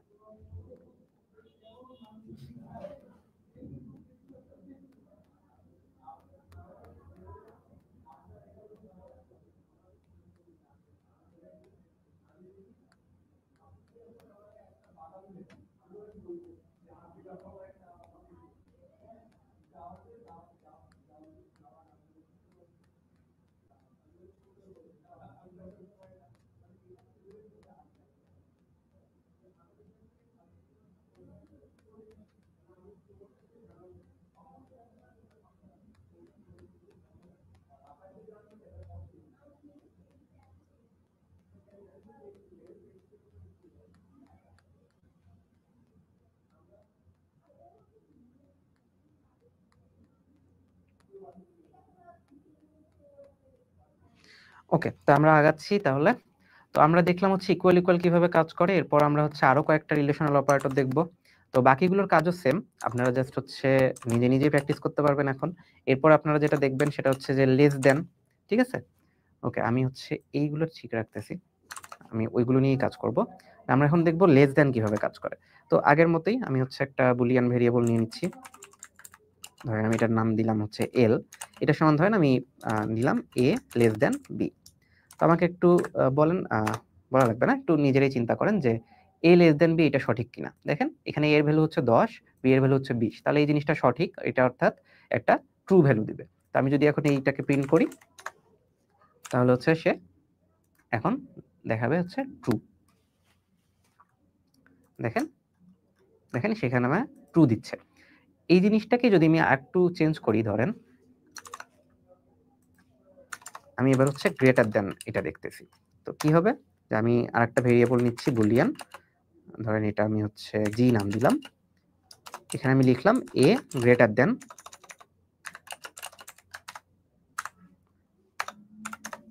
এরপর আমি হচ্ছে এটা প্রিন্ট করব। এবার কিন্তু এটা ফলস ভ্যালু দিবে। কেন ফলস ভ্যালু দিবে? কারণ a এর ভ্যালু আমরা রাখছি কত? 10, b এর ভ্যালু রাখছি কত? 20। তো এইজন্য সে আমাকে দেখাবে যে এখানে তো আমরা 10 গ্রেটার দ্যান 20 এটা চেক করতেছি। তো এটা তো সত্য না, এটা তো মিথ্যা।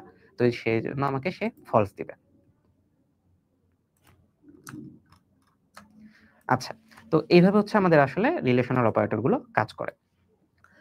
এখানে আরো অনেক অপারেটর আছে, বাকিগুলো আপনারা নিজেরা করবেন। আমি একটু লিখে দিচ্ছি যে লেস দ্যান, ইকুয়াল। এটা কি চেক করে? এটা চেক করে যে আমার একটা নাম্বার এটা আরেকটা নাম্বারের থেকে ছোট অথবা সমান কিনা। আমরা লেস দ্যান, ইকুয়াল কিভাবে কাজ করে এটা তো জানি। ওকে, তারপর গ্রেটার দ্যান, ইকুয়াল, এগুলো আমরা জানি, আমরা ম্যাথে এগুলো অনেক পড়েছি। ঠিক আছে? তো এইভাবে হচ্ছে আমরা রিলেশনাল অপারেটর গুলোর কাজ আসলে করতে পারি। তো রিলেশনাল অপারেটর গুলোতে কারো কোনো সমস্যা আছে কিনা একটু জানাতে পারেন।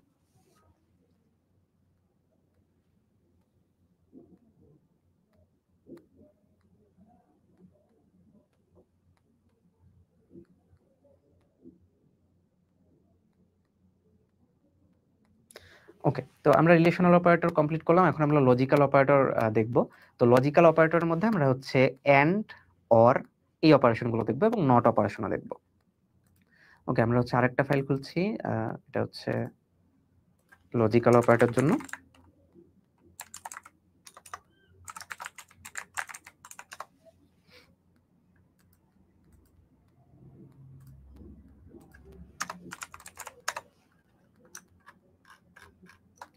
আচ্ছা, তো লজিক্যাল অপারেটর প্রথম আমরা যেটা দেখি সেটা হচ্ছে অর অপারেটর।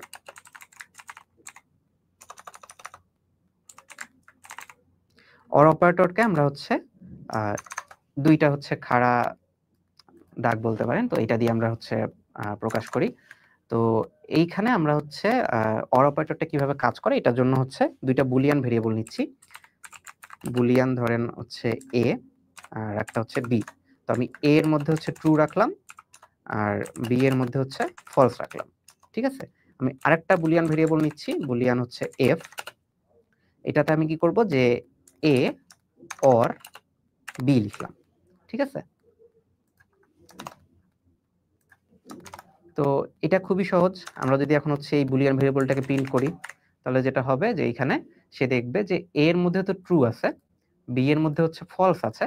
তো a এর মধ্যে ট্রু, b এর মধ্যে ফলস, এই দুইটার অর অপারেশন আসলে কি দেওয়ার কথা? আমরা জানি যে অর অপারেশনে যেকোনো একটা ট্রু হলেই পুরো রেজাল্টটা ট্রু হয়ে যায়। ঠিক আছে? তো তাহলে f এর মধ্যে আসলে ট্রুই আসার কথা। আমরা একটু প্রিন্ট করে দেখি। তো দেখেন যে এখানে কিন্তু সে আমাকে ট্রু প্রিন্ট করে দিয়েছে। আর আমি যদি এটাও ফলস করে দিতাম তাহলে কিন্তু সে আমাকে ফলস দিত। ঠিক আছে? কারণ দুইটাই ফলস হলে তো ট্রু কোনোভাবেই আসবে না অর অপারেশনে, আমরা জানি এটা, তাই না? তো অর অপারেশনে যেহেতু দুইটাই ফলস দিয়েছি আমি, এইজন্য সে আমাকে উত্তর হিসেবে ফলস দিয়েছে। তো এটা হচ্ছে অর অপারেশন। এবার আমরা হচ্ছে একটা এন্ড অপারেশন দেখি। তো এন্ড অপারেশন আমরা দেখব এখন। এন্ড অপারেশনের জন্য আমরা অ্যাম্পারস্যান্ড ইউজ করব, দুইটা অ্যাম্পারস্যান্ড এভাবে ইউজ করব। তো আমরা হচ্ছে বুলিয়ান আরেকটা নিচ্ছি, ধরেন এন্ড অপারেশনের জন্য আমরা নিচ্ছি জি, এটা সমান হচ্ছে এ এন্ড বি। তো এটা যদি করি, এরপর যদি আমি প্রিন্ট করি জি, তাহলে যেটা হবে সে হচ্ছে এ আর বি এর এন্ড করবে, তারপর হচ্ছে সে আমাকে ওই ভ্যালুটা প্রিন্ট করে দিবে। এখন এর মধ্যেও ছিল ফলস, বি এর মধ্যেও ছিল ফলস, তাহলে কি আসা উচিত? এন্ড অপারেশনে ফলস আসা উচিত। তো এইখানে আসলে আমরা ফলসই পাবো। দেখেন সে আমাকে কিন্তু ফলস প্রিন্ট করে দিয়েছে। আচ্ছা, এন্ড অপারেশনে আমরা জানি যে দুইটাই যখন ট্রু হয় বা সব কিছু যখন ট্রু হয়ে যায় তখনই আসলে আমরা ট্রু ভ্যালু পাই। তখন আমি দুইটাই ট্রু করে দিলাম, এখন আমি দেখি কি হয়। এখন দেখেন সে কিন্তু আমাকে ট্রু দিয়েছে। আচ্ছা, তো এই যে এ এন্ড বি করেছি, ট্রু এন্ড ট্রু হয়েছে, এজন্য সে আমাকে ভ্যালু হিসেবে ট্রুই দিয়েছে। ওকে, তো এরপরে যেটা দেখবো সেটা হচ্ছে নট। তো নট হচ্ছে আমরা একটু দেখি, আমরা এন্ড দেখলাম, এখন আমরা নট দেখব। তো নট ব্যবহার করার জন্য আমরা হচ্ছে এখানে এক্সক্লেমেশন যে চিহ্নটা আছে ওই চিহ্নটা ইউজ করব। তো আমি হচ্ছে বুলিয়ান একটা ভেরিয়েবল নিয়ে যাচ্ছি, বুলিয়ান ধরেন n, এটা সমান হচ্ছে আমি নট এ লিখলাম। আমরা জানি যে নট অপারেটর সবসময় একটা ভেরিয়েবলের উপরে কাজ করে, তাই না? বা একটা অপারেন্ডের উপরে কাজ করে। তো এই জন্য আমরা আইসিটিতে যা পড়েছিলাম, যারা এইচএসসি-তে আছেন বা কমপ্লিট করেছেন, আইসিটিতে যা পড়েছিলেন ওই অনুযায়ী এখানেও কাজ হয়। যে নট সবসময় একটার উপরেই কাজ করে। আচ্ছা, তো এখানে ধরেন এর ভ্যালু আমি কত রাখছি, ট্রু রাখছি। তো সে আমাকে কি করবে, এই নট এ করছি অর্থাৎ সে আমাকে ফলস করে এন এর মধ্যে রেখে দিবে। তো আমি যদি এখন এন প্রিন্ট করে দেই তাহলে সে হচ্ছে আসলে ফলস ভ্যালু দিবে। দেখেন এখানে আমাকে কিন্তু সে ফলস ভ্যালু দিয়েছে। হ্যাঁ, আর আমি যদি এতে ট্রু রাখতাম তাহলে কি হতো, এতে যদি আমি ফলস রাখতাম তাহলে সে এখন আমাকে ট্রু ভ্যালু দিত, কারণ ফলস এর নট করলে কি হয় আমরা জানি ট্রু হয়। দেখেন এখানে সে আমাকে ট্রু ভ্যালু দিয়েছে। আচ্ছা, তো এইগুলো ইউজ করার কারণ কি? এইগুলো ইউজ করার কারণ হচ্ছে আমরা একটু পরে যখন কন্ডিশনাল স্টেটমেন্ট পড়ব তখন আমাদের এগুলো অনেক কাজে লাগবে। তো এইগুলো শুধু আমরা হচ্ছে এই ভেরিয়েবলের মধ্যে নিয়ে ইউজ করতে পারি এমন না, আমরা আরো অনেকভাবে ইউজ করতে পারি। আমরা একটু আগেই রিলেশনাল অপারেটর দেখেছি, তাই না? তো রিলেশনাল অপারেটরে আমরা যেটা করতাম যে দুইটা ভ্যালুর মধ্যে চেক করতাম। তো এখানে আমরা একটু ওইটা নিয়েও কাজ করব। দেখেন আমরা দুইটা ইন্টিজার ভেরিয়েবল নিয়ে নিচ্ছি, তিনটা নিয়ে নিচ্ছি। এ এর মধ্যে আমি রাখলাম 10, বি এর মধ্যে রাখলাম হচ্ছে 11, আর সি এর মধ্যে রাখলাম হচ্ছে 10। এরপর আমি একটা বুলিয়ান ভেরিয়েবল নিব, বুলিয়ান ধরেন টি নিলাম। এটার মধ্যে আমি কি রাখবো, আমি হচ্ছে লিখবো যে a equal equal b or a equal equal c. ঠিক আছে? আচ্ছা, তো এই ভ্যালুটা আমি হচ্ছে এখানে রাখবো। তো আমি যদি এখন প্রিন্ট করি এটা, তাহলে কি হবে আমরা একটু খেয়াল করি। তো দেখেন সে আমাকে ট্রু প্রিন্ট করে দিয়েছে। এবার কিন্তু আমি হচ্ছে ওই যে আগের মতো ট্রু ফলস এগুলো কোথাও স্টোর করে সেগুলো ইউজ করিনি, তাই না? এবার আমি একটু কি করেছি আমি একটু দেখি। দেখেন আমি হচ্ছে তিনটা ভেরিয়েবল নিয়েছি, a সমান 10, b সমান 11, c সমান 10। আমি একটা বুলিয়ান ভেরিয়েবল নিয়েছি t, যেটার মধ্যে আমি কি রাখতেছি, এই অপারেশনের রেজাল্টটা রাখতেছি। মানে এই অপারেশনে কি হচ্ছে, a ইকুয়াল ইকুয়াল b হচ্ছে। a ইকুয়াল ইকুয়াল b মানে কি, সে চেক করতেছে যে a আর b সমান কিনা। a আর b কি সমান, আমরা দেখতে পাচ্ছি a আর b সমান না। তাহলে এই অংশটুকুর ভ্যালু কি, এই অংশটুকুর ভ্যালু হচ্ছে ফলস। আচ্ছা, এরপর সে চেক করতেছে a ইকুয়াল ইকুয়াল c কিনা। a ইকুয়াল ইকুয়াল c অবশ্যই সঠিক, কারণ দুইটাই 10। তাহলে এই অংশটার ভ্যালু কি, ট্রু। তো আমরা দেখতেছি যে এটা ফলস, আর এতটুকু অংশ ফলস, আর এতটুকু অংশ হচ্ছে ট্রু। এখন একটা ফলস ভ্যালু আর একটা ট্রু ভ্যালু, এটা কি হচ্ছে, অর হচ্ছে। তো একটা ফলস ভ্যালু আর ট্রু ভ্যালু যদি অর হয় তাহলে রেজাল্ট হিসেবে কি পাওয়া যায়, ট্রু পাওয়া যায়। এজন্য সে আমাকে ট্রু দিয়েছে। আচ্ছা, এখন যদি আমি হচ্ছে এখানে একটু চেঞ্জ করে দিই যে a ইকুয়াল ইকুয়াল না দিয়ে আমি যদি এখন b ইকুয়াল ইকুয়াল দিই, তাহলে কি হবে, সে আমাকে ফলস দিবে। কেন ফলস দিবে একটু চিন্তা করেন, যে আমরা চেক করতেছি এ আর বি সমান কিনা। তো এ আর বি যদি সমান হয় তাহলে এটা হচ্ছে ট্রু দিত, বাট এটা তো সমান নয়, তো ফলস দিয়েছে। বি আর সিও কিন্তু সমান নয়, এই জন্য এটাও ফলস দিবে, এই অংশটাও কিন্তু ফলস দিবে। তো দুইটা ফলস যদি আমরা অর করি, আমরা অর করতেছি, তো অর করলে কিন্তু আমরা ফলস ভ্যালু পাবো। তো এইভাবে আমরা হচ্ছে ওখানে অরের জায়গায় এন্ড, হ্যাঁ, এগুলো দিয়ে হচ্ছে আসলে আমরা প্র্যাকটিস করতে পারি যে কিভাবে কি কাজ করছে। তো আমরা জাস্ট এখানে যে ইকুয়াল ইকুয়াল ইকুয়ালি ইউজ করতে পারবো এমন না, আমরা এখানে less than equal, greater than equal, এগুলো সবই ইউজ করতে পারবো। আচ্ছা, তো লজিক্যাল অপারেটর গুলো আমরা বুঝতে পেরেছি কিনা আমরা একটু কমেন্টে জানাই।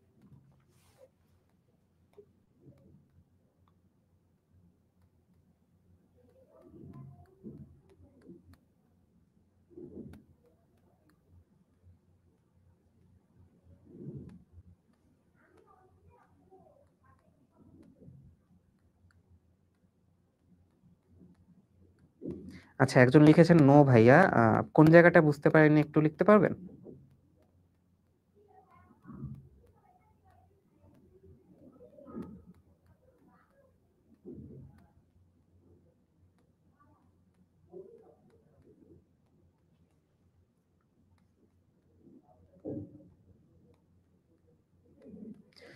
আচ্ছা, আমরা আপাতত আগাচ্ছি। ওকে, আমরা পরে যদি কোশ্চেন পাই আমরা সেটার অ্যান্সার দিব, সমস্যা নেই। আচ্ছা, তো আমাদের লজিক্যাল অপারেটর দেখা শেষ। আমরা এখন চলে যাব হচ্ছে খুবই ইম্পর্টেন্ট একটা বিষয়, যেটা হচ্ছে কন্ডিশনাল স্টেটমেন্টস। ঠিক আছে? কন্ডিশনাল স্টেটমেন্টের মধ্যে আমরা অনেক ধরনের দেখব, ইফ দেখব, ইফিলস দেখব, ইফিলস অনেকগুলো একসাথে দেখব যেটাকে আমরা বলতেছি ইফিলস ল্যাডার, আর নেস্টেড ইফিলস দেখব। তো এগুলো আমরা এক এক করে একটু ব্যাখ্যা করি।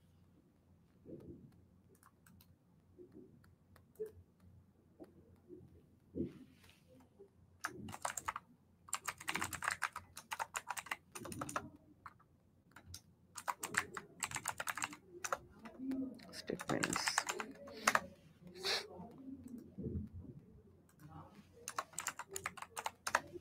আচ্ছা, তো কন্ডিশনাল স্টেটমেন্টে আমরা যেটা দেখব যে আমরা একটা কন্ডিশন কিভাবে চেক করতে পারি। ঠিক আছে? আমরা একটু আগে হচ্ছে রিলেশনাল অপারেটর দেখে এসেছি, লজিক্যাল অপারেটর দেখে এসেছি, ওইগুলি আমরা এখানে আসলে ইউজ করব।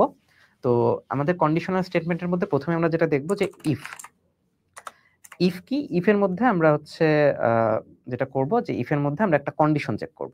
কি ধরনের কন্ডিশন? ধরেন আমি একটা হচ্ছে ইন্টিজার নাম্বার রাখলাম a, ইন্টিজার নাম্বার আমি দিলাম হচ্ছে 10, ঠিক আছে? আচ্ছা, আরেকটা নাম্বার রাখলাম আমি ইন্টিজার b, তাহলে ইন্টিজার b এটাও রাখলাম 10। এখন আমার ইচ্ছা হচ্ছে যে আমার খুব ইচ্ছা হচ্ছে যদি এই দুটা সমান হয় তাহলে আমি একটা লেখা প্রিন্ট করব, আর যদি সমান না হয় আমি কিছু করব না। তো আমি কি করব, আমি হচ্ছে এখানে একটা ইফ লিখব, ইফের মধ্যে আমি একটা কন্ডিশন দিব, ঠিক আছে? ইফের মধ্যে কি কন্ডিশন দিব, যে আমি কি চাচ্ছি যে যদি এই দুইটা সমান হয়, এ আর বি সমান হয়, তাহলে আমি একটা লেখা প্রিন্ট করব। তো আমি সেই কন্ডিশনটাই দিব যে এ ইকুয়াল ইকুয়াল বি, ঠিক আছে? তো এই কন্ডিশনটা যদি সমান হয় তাহলে আমি হচ্ছে একটা কিছু প্রিন্ট করতে চাই। তো কি এটা করার জন্য আমাদের এখানে একটা সেকেন্ড ব্র্যাকেট দিয়ে কাজ করতে হবে, অর্থাৎ ইফ লেখার পরে আমরা এখানে একটা সেকেন্ড ব্র্যাকেট এইভাবে দিয়ে দিব। এরপরে এই সেকেন্ড ব্র্যাকেটের মধ্যে আমি কিছু কোড লিখব। কি কোড লিখব, যে আমি ধরেন এটা লিখতেছি যে লিখলাম এ এন্ড বি, আর আমরা ইকুয়াল চেক করতেছি, তাহলে ইকুয়াল। ওকে, তো এ এন্ড বি আর হচ্ছে ইকুয়াল। তো আমরা একটু দেখি এটা কিভাবে কাজ করে। দেখেন আমি হচ্ছে রেজাল্টটা কি পাচ্ছি, এ এন্ড বি আর ইকুয়াল, এটা প্রিন্ট করে দিয়েছে। তো আমরা একটু ফ্লোটা বোঝার চেষ্টা করি কিভাবে হচ্ছে। আমরা ইন্টিজার a এর মধ্যে 10 রেখেছি, b এর মধ্যে 10 রেখেছি। তো ইফ এর মধ্যেই যে ফার্স্ট ব্র্যাকেটটা আমরা দিয়েছি, এই ফার্স্ট ব্র্যাকেটের মধ্যে আসলে একটা কন্ডিশন চেক হয়। সেই কন্ডিশনের ভ্যালু যদি ট্রু হয়, অর্থাৎ এই ভিতরের ভ্যালুটা যদি ট্রু হয়, তাহলে সে এই সেকেন্ড ব্র্যাকেটের মধ্যে যে অংশটা আছে কোডের, সেই অংশটাকে সে রান করে। আর যদি এই অংশটা যদি ফলস হয়, এই ফার্স্ট ব্র্যাকেটের মধ্যে যদি ফলস পাই আমরা, তাহলে সেই সেকেন্ড ব্র্যাকেটের মধ্যে যা আছে সে সেইটাকে আসলে রান করে না, ঠিক আছে? তো আমরা যেহেতু দেখতেছি যে a এর মানও 10, b এর মানও 10, অর্থাৎ a ইকুয়াল ইকুয়াল b, এই অংশটা আসলে কি সত্য, অর্থাৎ ইফ এর মধ্যে এই কন্ডিশনে আমরা একটা ট্রু ভ্যালু পাইছি। তো যেহেতু একটা ট্রু ভ্যালু পাইছি, তাই সে আমার এই ভিতরের কোডটাকে রান করবে, ঠিক আছে? আমরা একটু এটাকে ফলস করে দেখি কি হয়। আমি ধরেন 10 এর জায়গায় 11 করে দিলাম। এবার যেটা হবে যে সে আমাকে এটা প্রিন্ট করে দেখাবে না। দেখেন সে আমাকে কিছুই প্রিন্ট করে দেখায় নাই। হ্যাঁ, এটা তো হচ্ছে প্রোগ্রামের বাইরের অংশ। সে আমাকে কিন্তু কিছু প্রিন্ট করে দেখায় নাই এই জায়গায়। কেন দেখায় নাই? কারণ a এর মান তো 10, b এর মান 11। সে চেক করতেছে যে a ইকুয়াল ইকুয়াল b কিনা। a ইকুয়াল ইকুয়াল b মানে কি? যে এখানে আসলে 10 আর 11 তো সমান না। তো 10 আর 11 যদি সমান না হয়, তাহলে a ইকুয়াল ইকুয়াল b, এই অপারেশনের রেজাল্ট কি? এই অপারেশনের রেজাল্ট আমরা একটু আগে রিলেশনাল অপারেটর পড়ার সময় দেখেছি যে এই অপারেশনের রেজাল্ট হচ্ছে একটা ফলস ভ্যালু। তো ইফ এর মধ্যে যেহেতু একটা ফলস ভ্যালু আসছে, তাই সে এই ভিতরের কোডগুলোকে এক্সিকিউট করবে না, ঠিক আছে? তো এই হচ্ছে ইফের ব্যবহার। আমরা ইফের ব্যবহারটা বুঝেছি কিনা একটু কমেন্টে জানাই। এখানে আপনি যা কিছু কন্ডিশন এখানে আপনি চেক করতে পারেন, ঠিক আছে? শুধু ইকুয়াল ইকুয়ালি না, আপনি যা কিছু চেক করতে পারেন।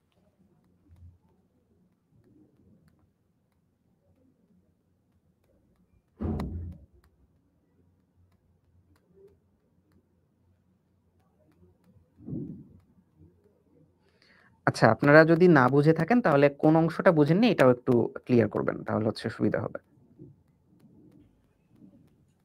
আচ্ছা আব্দুল্লাহ, ওই যে রাফিদ হাসান জিজ্ঞেস করতেছে যে স্ক্যানার আচ্ছা। ক্লোজটা কি ছিল?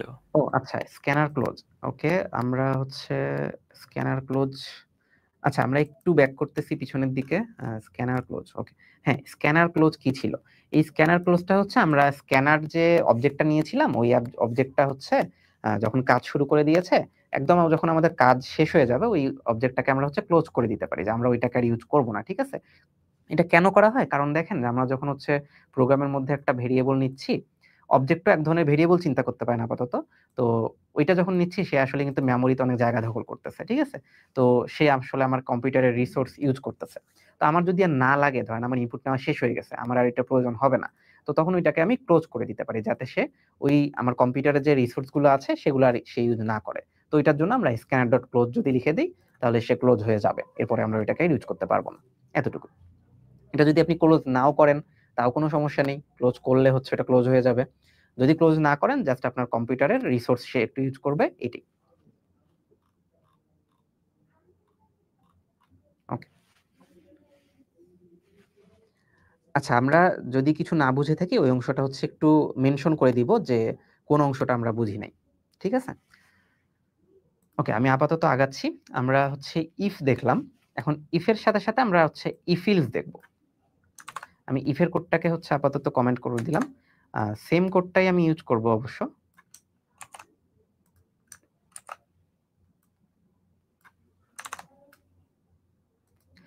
ধরেন আমি হচ্ছে এখানে এমন কিছু করতে চাই যে যদি এ আর বি সমান হয় তাহলে আমি লিখবো যে a and b R equal, আর যদি সমান না হয় তাহলে আমি কিছু লিখতে চাই, ঠিক আছে? তো তাহলে আমি ধরেন a and b are not equal লিখতে চাই, ঠিক আছে? তো তখন কি হবে, আমি কি করব যে ইফের মধ্যে তো কন্ডিশন চেক করলাম, যদি এই কন্ডিশনটা ট্রু হয় তাহলে এই অংশটা প্রিন্ট হবে, ঠিক আছে, বা এই অংশের কোডটা রান হবে। এখন যদি এই কন্ডিশনটা ট্রু না হয় তাহলে আমি অন্য একটা কিছু করতে চাই, সেটা করার জন্য আমাকে যেটা করতে হবে এখানে ইলস লিখতে হবে, ঠিক আছে? এই ইফ শেষ হয়ে যাওয়ার পর আমাকে একটা ইলস লিখতে হবে এবং ইলস লিখে একইভাবে আমাকে সেকেন্ড ব্র্যাকেট দিয়ে দিতে হবে। ওকে, তো এখানে আমি হচ্ছে একটা প্রিন্ট দেখাই যে a and b are not equal. Okay, তো a and b are not equal দেখালাম। তো এখানে কি হবে চিন্তা করেন যে এ আর বি এর ভ্যালু সে জানে, সে চেক করবে এ আর বি এর ভ্যালু সমান কিনা। যদি সমান হয় তাহলে সে এই সেকেন্ড ব্র্যাকেটের মধ্যে যাবে, এতটুকু অংশে যাবে, যে হচ্ছে সেই কোডটাকে এক্সিকিউট করবে। যদি এইটা সমান না হয় অর্থাৎ ইফের মধ্যে সে যদি একটা ফলস ভ্যালু যায় তাহলে সেই ইলসের মধ্যে চলে যাবে। ইলসের কাজ কি? ইলসের কাজ হচ্ছে যদি আগের ইফের অংশটা কাজ না করে তাহলে সে এইটার মধ্যে চলে যায়, ঠিক আছে? ওকে, তো ইলসের মধ্যে এখন সে যাবে এবং যে এই অংশটা প্রিন্ট করবে। তো আমরা দেখি যে এর ভ্যালু 10 আছে, বি এর ভ্যালু 11 আছে। আমরা দেখব যে a and b are not equal এই অংশটা প্রিন্ট হয়েছে। আপনারা যদি একটু খেয়াল করেন a and b are not equal এটা প্রিন্ট হয়েছে। কেন এটা প্রিন্ট হয়েছে? কারণ 10 আর 11 তো সমান না, তাই না? 10 আর 11 যেহেতু সমান না, তাই ইফের মধ্যে কন্ডিশনটা আসলে ফলস। তাই সে এই অংশটুকুতে না যে ইলস যে অংশটা আছে সেই অংশটুকুতে চলে গেছে। তো ইলসের মধ্যে যে সে হচ্ছে দেখতেছে যে একটা প্রিন্ট স্টেটমেন্ট আছে, সেই প্রিন্ট স্টেটমেন্টটাকে সে হচ্ছে রান করতেছে। ওকে, এখন যদি আমি এটাকে সমান দিতাম, ধরেন আমি আবার 10 করে দিলাম এ আর বি এর ভ্যালু, তাহলে সে আবার হচ্ছে আমাকে প্রিন্ট করে দিবে এ আর বি আর ইকুয়াল। কেন করলো? কারণ সে হচ্ছে এ আর বি সমান দেখেছে, ইফের মধ্যে ট্রু কন্ডিশন পেয়েছে, তো সেই জন্য সেই ইফের মধ্যে যে সেকেন্ড ব্র্যাকেটটা আছে সেই সেকেন্ড ব্র্যাকেটে ঢুকলো, ঢুকে হচ্ছে যে কোডটা আছে সেই কোডটাকে রান করলো। আচ্ছা, এখানে খেয়াল করেন এরপরে কিন্তু আর কিছু প্রিন্ট হয় নাই, এরপরে কিন্তু এই অংশটা আর প্রিন্ট হয় নাই। কেন হয় নাই? কারণ আগের কন্ডিশনটা যদি ট্রু হয়ে যায় সে আর ইলসের মধ্যে ঢোকে না, ঠিক আছে? আগের কন্ডিশনটা ফলস হলে সে ইলসের মধ্যে ঢুকবে, আর যদি আগের কন্ডিশনটা ট্রু হয়ে যায় সে ইলসের মধ্যে ঢুকবে না। এই হচ্ছে কথা। এই অংশটা বুঝতে পেরেছি কিনা আমরা? If else.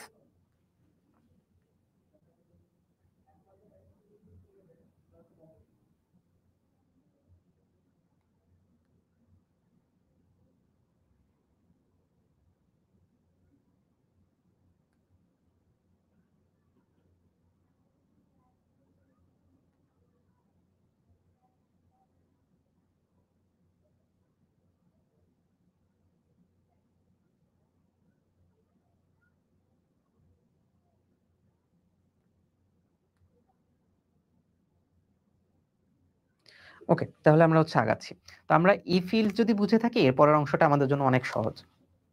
চিন্তা করেন যে আমি শুধু ইকুয়াল এতটুকু প্রিন্ট করতে না চেয়ে আমি আরো অনেক কিছু প্রিন্ট করতে চাই। ধরেন এ আর বি যদি ইকুয়াল না হয় তাহলে আমি দেখতে চাই যে এ আর বি এর মধ্যে কোনটা বড়, আমি সেইটাকে হচ্ছে বড় হিসেবে বলতে চাই। হ্যাঁ, তখন আমি যেটা করতে পারি সেটা এখন আমরা করব। তো আমি এই কোডটাকে একটু কপি করে নিয়ে এটাকে কমেন্ট আউট করে দিচ্ছি যাতে আপনারা পরবর্তীতে এই অংশটা পেয়ে যান। আচ্ছা, তো এবার আমি কি করতে চাচ্ছি? এবার আমি করতে চাচ্ছি যে আমি প্রথমে চেক করব সমান কিনা। যদি সমান হয় তাহলে হচ্ছে আমি এটা প্রিন্ট করব যে a and b R equal. যদি সমান না হয় তাহলে আমি আরেকটা জিনিস চেক করব যে কোনটা বড়, ঠিক আছে? আচ্ছা, তো এটার জন্য আমাকে কি করতে হবে? এই যে দেখেন যে আমি ইলস লিখেছিলাম, এখানে কিন্তু আমি কোনো কন্ডিশন চেক করিনি, তাই না? আগের কন্ডিশন যদি ট্রু হইতো তাহলে এখানে ঢুকতো না, ইলস এর মধ্যে ঢুকতো না। আর আগের কন্ডিশন যদি ফলস হইতো তাহলে ইলস এর মধ্যে ঢুকতো। এখন আমরা যেটা করব এই ইলস এর সাথে একটা ইফ লাগাই দিব। হ্যাঁ, ইলস এর সাথে একটা ইফ লাগাই দিয়ে সেখানে আরেকটা কন্ডিশন দিব। ধরেন আমি a লেস দেন b দিলাম। আচ্ছা, ওকে, তো এটাতে কি হবে যে আমি এটাতে ধরেন প্রিন্ট করতে চাই হচ্ছে s out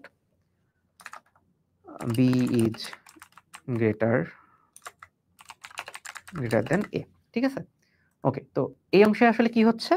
এই অংশে আসলে যেটা হবে যে প্রথমে সে চেক করবে এ আর বি সমান কিনা। এ আর বি যদি সমান হয় তাহলে সে এই অংশটাতে যাবে এবং এটা প্রিন্ট করবে। যদি এ আর বি সমান না হয় তাহলে সে এই ইলসে আসবে। ইলসে আসার পর দেখবে যে আরো একটা কন্ডিশন চেক হচ্ছে, ঠিক আছে? ইলসে আসার পর সে আবার দেখবে আরেকটা ইফ আছে। তো ইফের মধ্যে সে আরেকটা কন্ডিশন চেক করবে, দেখবে যে এ আর বি লেস দেন কিনা, অর্থাৎ এ লেস দেন বি কিনা। যদি এটা হয় তাহলে সে এই অংশটুকুর মধ্যে ঢুকবে, ঢুকে এটা প্রিন্ট করবে। আর যদি তাও না হয় তাহলে সে আর কিছু দেখতেছে না, সে বের হয়ে যাবে। তো এটা একটু আমরা প্রিন্ট করে দেখি। আচ্ছা, আমরা এই ভ্যালুটাকে একটু চেঞ্জ করি। ধরেন বি এর ভ্যালুটা আমি 12 করে দিলাম, যাতে এর চেয়ে বি বড় হয়। তো দেখেন আমাকে কিন্তু এটা সে প্রিন্ট করে দিয়েছে যে B is greater than a. কেন করলো? কারণ এ এর ভ্যালু 10, বি এর ভ্যালু হচ্ছে 12। তো প্রথমে সে চেক করেছে 10 ইকুয়াল 12 কিনা। এটা কি সমান? সমান না। তো এটা একটা ফলস ভ্যালু। তো ফলস ভ্যালু যদি হয়, সেই অংশটুকুতে কিন্তু ঢুকবে না। সে কোথায় যাবে? এই ইলসে চলে যাবে। ইলসে যাওয়ার পর দেখতেছে যে আরেকটা কন্ডিশন আছে। সেই কন্ডিশনটা কি চেক করে? যে এ বি এর থেকে ছোট কিনা বা বি এ এর থেকে বড় কিনা। তো দেখেন বি হচ্ছে এখানে এর থেকে বড়। তাহলে এই যে আমাদের রিলেশনাল যে অপারেশনটা এখানে হচ্ছে, সেই অপারেশনের ভ্যালু কি? সেই অপারেশনের ভ্যালু হচ্ছে ট্রু। যেহেতু ট্রু, সে এই সেকেন্ড ব্র্যাকেটের মধ্যে ঢুকবে। ঢুকে হচ্ছে এখানে এখানে হচ্ছে যেটা আছে সেটাকে প্রিন্ট করবে। ওকে, এখন আমরা আরেকটু চেঞ্জ করে দেখি। ধরেন আমি বি এর ভ্যালুটা 8 করে দিলাম। এবার কি হয় আমরা একটু দেখি। দেখেন এবার কিন্তু কিছুই প্রিন্ট করে নাই। কেন প্রিন্ট করে নাই? কারণ প্রথমত দেখছে যে সমান কিনা। সমান হয়েছে? হয় নাই। তো এতটুকুতে সে ঢোকে নাই। চলে গেছে ইলসে। ইলসে যে সে আরেকটা চেক করছে যে এ লেস দেন বি কিনা। এ কি less than B? Less than না। এ হচ্ছে গ্রেটার দেন বি। তো সেজন্য সেখানেও ঢোকে নাই।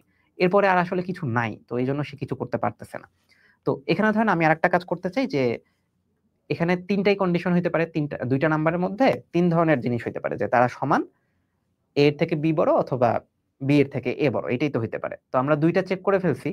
এখন যেটা চেক করা হয় নাই সেটা এখন অবভিয়াস না, যে যদি এ সমান বি না হয় তাহলে আমরা চেক করলাম যে এ লেস দেন বি কিনা। এ লেস দেন বিও যদি না হয় তাহলে অবশ্যই কি বি লেস দেন এ। তো এটা আমাদের আর চেক করা লাগবে না। এটা জাস্ট আমরা ইলস এর মধ্যে যদি দিয়ে দেই যে ইলস, এটা আমরা লিখবো যে এ ইজ গ্রেটার দেন বি। ওকে, তো এটা যদি করি, এখন দেখেন আমাকে সে প্রিন্ট করে দিবে যে এ ইজ গ্রেটার দেন বি। আমি আবার এক্সপ্লেন করতেছি জিনিসটা, যে আমাদের এ ভ্যালু আছে হচ্ছে 10, বি এর ভ্যালু হচ্ছে 8। তো এখন এ ইকুয়াল বি আছে, সে চেক করলো এটা সমান না, তো এটা ফলস, তাই সে এই সেকেন্ড ব্র্যাকেটের মধ্যে ঢোকে নাই। ওকে, এরপর সে ইলসে চলে আসছে। এই ইলসে, এই সেকেন্ড ইলসে, সরি, ইলসের মধ্যে প্রথম ইলসটা আসছে। তো এই ইলসে এসে সে আবার দেখতেছে একটা ইফ আছে। তো সেই ইফটাকে সে দেখলো এটা ট্রু কিনা। এ লেস দেন বি, এটা কি ট্রু? এ লেস দেন বি এটা ট্রু না। তো এটাও ফলস পাচ্ছে, এই জন্য সে এই অংশটাতেও ঢোকে নাই। হ্যাঁ, এই সেকেন্ড ব্র্যাকেটের মধ্যেও ঢোকে নাই। এটাতে না পেয়ে সে পরের ইলসে চলে আসছে। এইটাও যদি সে না পারে তাহলে সে পরের রিলসে চলে আসবে। পরের রিলসে আসার পর সে দেখবে যে এখানে একটা ইয়ে আছে, সেটা সে প্রিন্ট করে দিয়ে দিবে। তো এই জন্য a is greater than a is greater than b, এটা হচ্ছে প্রিন্ট হচ্ছে। ওকে, আশা করি এটা বোঝা গেছে। আমরা একটু কমেন্টে জানাই।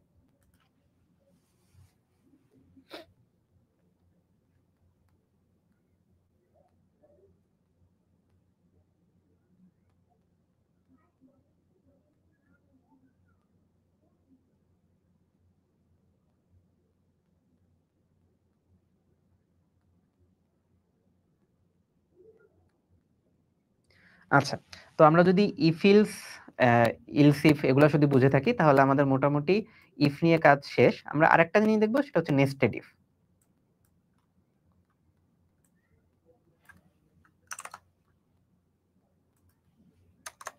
নেস্টেড ইফ কি? ধরেন আপনি একটা কন্ডিশন চেক করলেন, ওই কন্ডিশনটা হলে আপনি আরো একটা কন্ডিশন চেক করতে চান।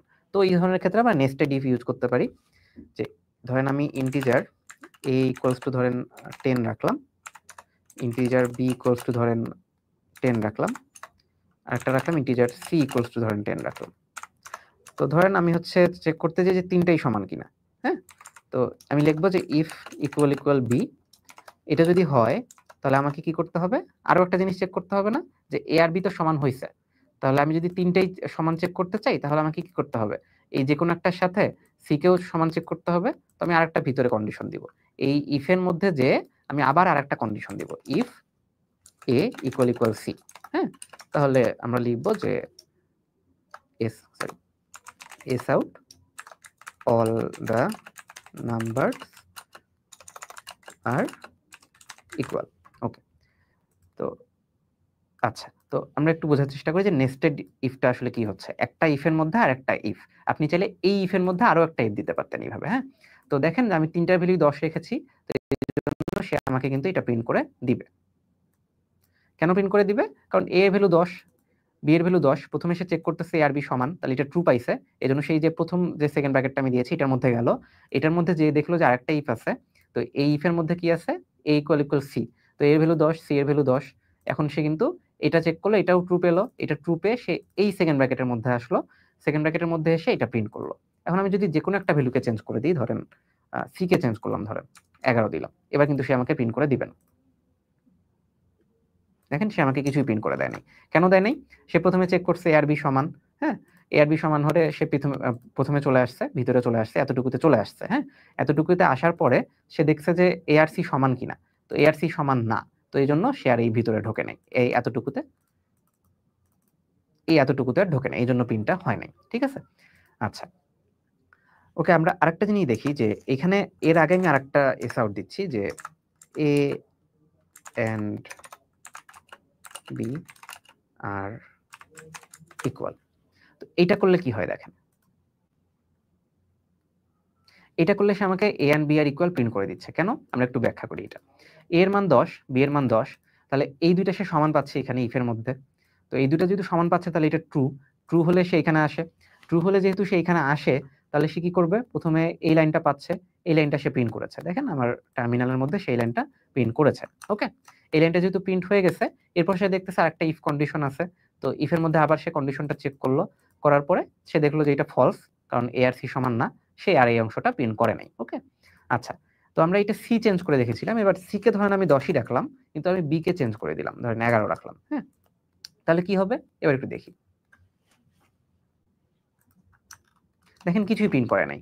কেন প্রিন্ট করে নাই? কারণ a এর ভ্যালু 10, b এর ভ্যালু 11, তাহলে এই যে এই অংশটা কি ট্রু? এই অংশটা ট্রু না, এই অংশটা হচ্ছে ফলস। আর যেহেতু এটা ফলস, তাহলে কি হবে, এই ইফ এর মধ্যে সে কিন্তু ঢুকবেই না, হ্যাঁ, এই ইফ এর মধ্যে আসলে সে ঢুকবেই না। তো যদি না ঢোকে তাহলে এই অংশটাও প্রিন্ট হবে না, এই কন্ডিশনও চেক হবে না, কিছুই হবে না। ঠিক আছে, এই জন্য সে কিছু প্রিন্ট করে নাই। আর আমি যদি এখন আবার তিনটাই সমান করে দেই, তাহলে এখন সে দুইটাই প্রিন্ট করে দেখাবে। দেখেন দুইটা প্রিন্ট করে দেখাইছে। কেন দুইটা প্রিন্ট করে দেখাইছে? কারণ প্রথমে সে চেক করছে a আর b সমান কিনা, a আর b যদি সমান হয় তাহলে সে এই ভিতরে ঢুকছে, তো যেহেতু a আর b সমান সে ভিতরে ঢুকছে, ভিতরে আসার পরে সে প্রথমে এই লাইনটা পাইছে, এই লাইনটা সে প্রিন্ট করে দিছে আমাকে, এরপরে সে দেখছে যে আমার কাছে আরেকটা ইফ স্টেটমেন্ট আছে, ইফ এর মধ্যে সে a আর c চেক করছে, a আর c চেক করে দেখছে যে এখানে a আর c ও সমান, তো a আর c ও যদি সমান হয় তাহলে সেই অংশটায় ঢুকছে, ঢুকে এই অংশটাও আমাকে প্রিন্ট করে দিয়ে দিয়েছে, এজন্যই দুইটা প্রিন্ট হচ্ছে। আশা করি আমরা নেস্টেড ইফটাও বুঝতে পেরেছি। আমরা বুঝতে পেরেছি কিনা একটু কমেন্টে জানাই।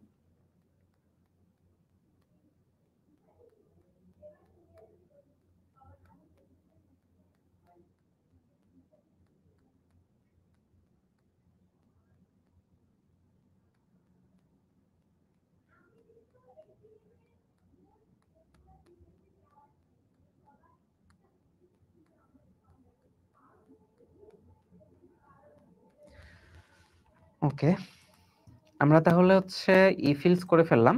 এখন আমরা যেটা করব যে আমরা হচ্ছে এখন লুপে চলে যাব। ঠিক আছে, আচ্ছা আপনাদের কিছু হোমওয়ার্ক থাকবে যেগুলো আপনারা নিজেরা সলভ করার ট্রাই করবেন। আপনারা একটা সিম্পল ক্যালকুলেটর বানাবেন যেখানে আপনারা ইফিলস ইউজ করবেন। ক্যালকুলেটরটা কিভাবে বানাবেন আমি একটু আইডিয়া দিয়ে দিচ্ছি। তো আইডিয়াটা এরকম যে আমার কাছে একটা নাম্বার আমি ইনপুট নিব, আরো একটা নাম্বার ইনপুট নিব, এবং আমি একটা অপারেটর ইনপুট নিব। হ্যাঁ, ধরেন অপারেটরগুলো আপনি কিভাবে ইনপুট নিতে পারেন, ওই যে আপনারা নেক্সট লাইন দিয়ে ইনপুট নিতে পারেন। কিভাবে? ওই যে প্লাস, তারপর হচ্ছে মাল্টিপ্লিকেশন, এগুলো ইনপুট নিতে পারেন। ঠিক আছে, তো এইগুলো ইনপুট নিয়ে আপনারা হচ্ছে কি করবেন, যে ওই অপারেটর যেগুলো ইনপুট নিবেন সেগুলো চেক করবেন, যে অপারেটর যদি ইকুয়াল প্লাস হয় তাহলে আপনি ওই যে আগে যে দুইটা নাম্বার ইনপুট নিয়েছিলেন ওই দুটার প্লাস করে রেজাল্ট আউটপুট দিয়ে দিবেন।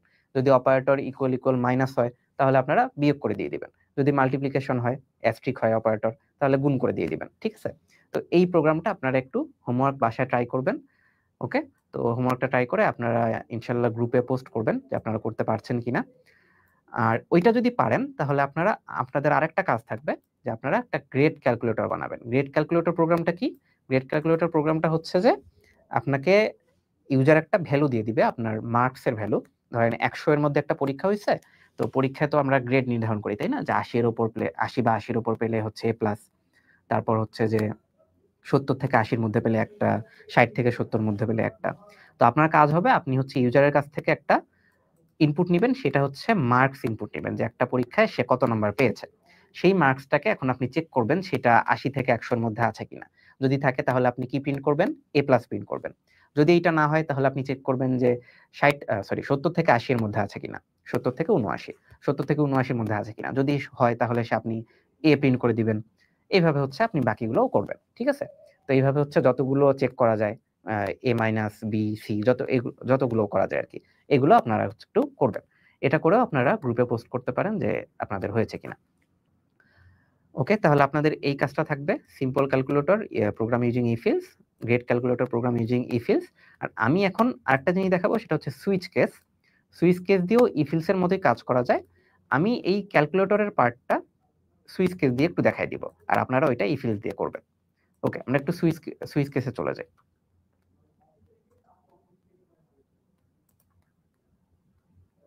আমরা একটা নতুন ফাইল খুলতেছি।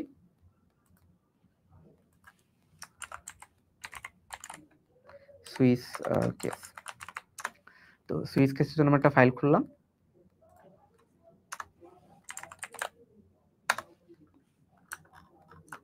ওকে, তো সুইচ কেস কিভাবে ইউজ করে, ইফিলস এর মতোই আমরা হচ্ছে সুইচ নিব এবং সুইচ নামে একটা এখানে স্টেটমেন্ট আছে, ওইটা আমরা নিব। তো এটা নেওয়ার জন্য আমরা ধরেন কিভাবে কাজ করে, এটা ব্যবহার করার জন্য আমরা ধরেন ইন্ট a ধরেন 10 লিখতেছি, 10 লিখতেছি। এরপর আমরা হচ্ছে ধরেন সুইচ নিলাম। সুইচের মধ্যে আমরা কোন ভেরিয়েবল নিয়ে কাজ করতেছি সেই ভেরিয়েবলটাকে এখানে একটু দিয়ে দিতে হয়। ঠিক আছে? তো সেই ভেরিয়েবলটাকে আমরা দিয়ে দিলাম। এরপর যেটা করতে হয় যে এখানে আপনার হচ্ছে জাস্ট হচ্ছে কিছু কেস লিখতে হয়। তো কেস কিভাবে লেখে, আমরা হচ্ছে এখানে লিখবো যে কেস এখানে আমরা লিখবো হচ্ছে 10 লিখলাম। যদি 10 হয় তাহলে আমরা এখানে প্রিন্ট করব যে এস আউট এজ 10। হ্যাঁ, আর যদি 10 না হয়ে ধরেন 20 হয় তাহলে আমি প্রিন্ট করব যে আচ্ছা এখানে হচ্ছে একটা ইয়ে দিতে হয় ব্রেক। এই জিনিসটা একটু মনে রাখবেন যে এটা ব্রেক দিতে হয়। কেন ব্রেক দিতে হয় আপাতত আমরা এটা বোঝার চেষ্টা করব না, আমরা পরবর্তীতে বুঝবো।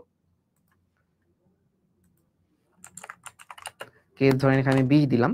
তো 20 দিলে হচ্ছে এস আউট, এখানে আমি ধরেন লিখবো যে এ ইজ 20। এরপর আমি আবার একটা ব্রেক দিব।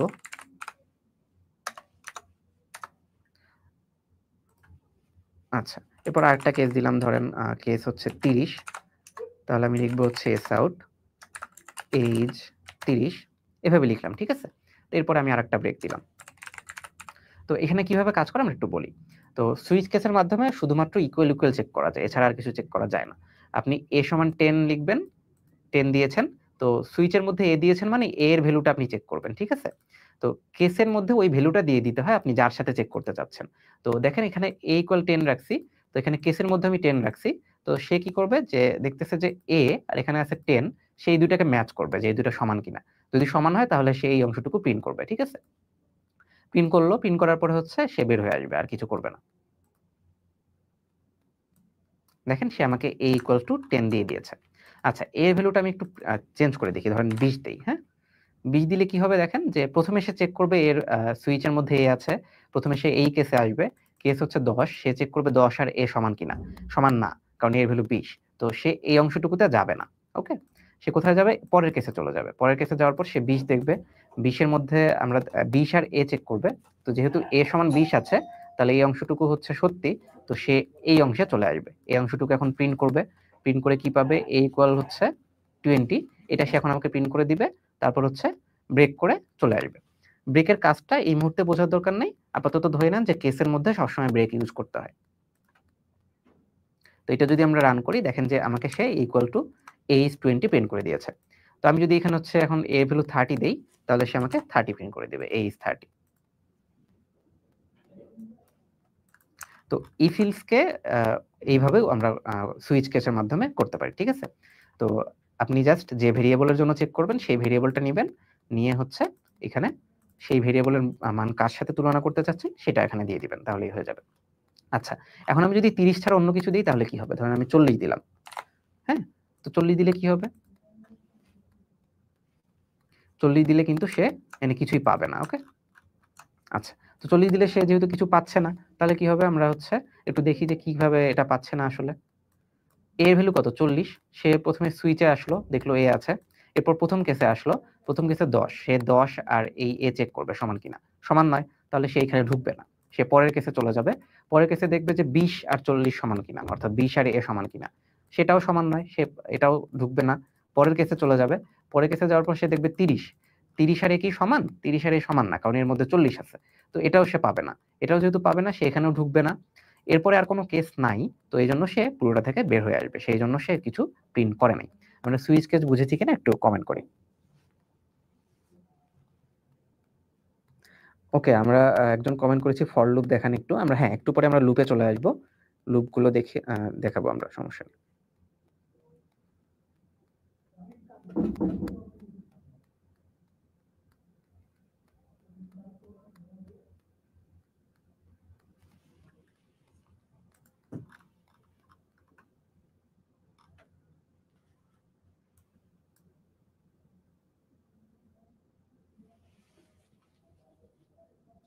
আচ্ছা, একজন প্রশ্ন করেছেন যে কেস টু ম্যাচ হয়েছে কিন্তু ব্রেক দেই নাই।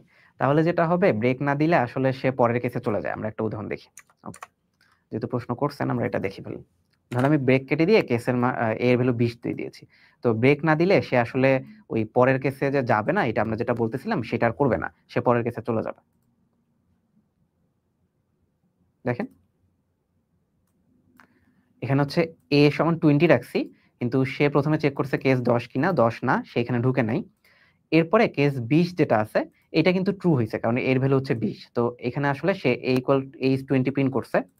এরপরে আমি যেহেতু ব্রেক দেই নাই, সে আর হচ্ছে পরের কেসে যাবে। হ্যাঁ, এখানে যেহেতু ব্রেক দেই নাই, সে এই অংশে থামবে না, পরের কেসে যাবে, এবং পরের কেসে যাওয়ার পর সে আর কিছু চেক করবে না। সে যা আছে সবকিছু প্রিন্ট করে চলে যাবে। সে আর কেউ চেক করবে না যে এখানে 30 এর সমান কিনা। ঠিক আছে? আপনি যদি এখানেও ব্রেক না দিতেন, একই ঘটনা ঘটতো। ঠিক আছে? আপনি যদি এখানে 10 দিয়ে দেন, ধরেন এর ভিতরে 10 দেন, এখন দেখেন সে 3টাই প্রিন্ট করে দিবে। দেখেন, এবার সে 3টাই প্রিন্ট করে দিয়েছে। 3টা কেন প্রিন্ট করে দিয়েছে? কারণ হচ্ছে যে প্রথমে 10 চেক করছে, 10 এর ভ্যালু এটা প্রিন্ট করছে, 10 এর সমান। এরপরে সে ব্রেক পায় নাই, এইজন্য পরের যতগুলা কেস আছে সবগুলা প্রিন্ট করে দিয়েছে। হ্যাঁ, এইজন্য আমাদের ব্রেকটা দিতে হয়। ব্রেকটা না দিলে আমরা আসলে ইফ এলস এর মতো এটাকে কাজ করাইতে পারবো না। আশা করি বুঝতে পেরেছেন। ইয়েস, একবারই চেক করে, এন্ড ম্যাচ পাইলে আর সে চেক করবে না। ম্যাচ পাইলে আমাদের থামানোর জন্যই ব্রেকটা ইউজ করতে হয়। আমরা যদি ব্রেকটা না দেই, সে আসলে আর থামবে না। সে পরেরগুলো চেক না করেই চলে যাবে। চেক না করে যা আছে সবকিছু প্রিন্ট করে দিয়ে, বা যে কোডই থাকবে সেটাকে রান করে দিয়ে চলে যাবে।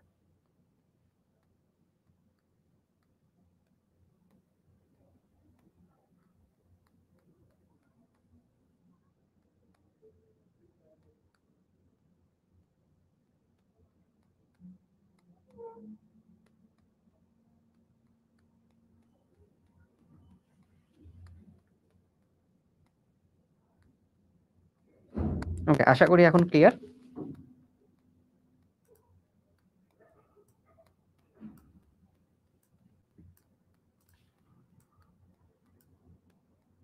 ওকে, আমরা হচ্ছে সুইচ কেস দিয়ে একটা ক্যালকুলেটর দেখার কথা চিন্তা করতেছিলাম, তো ওইটা আমরা একটু করি।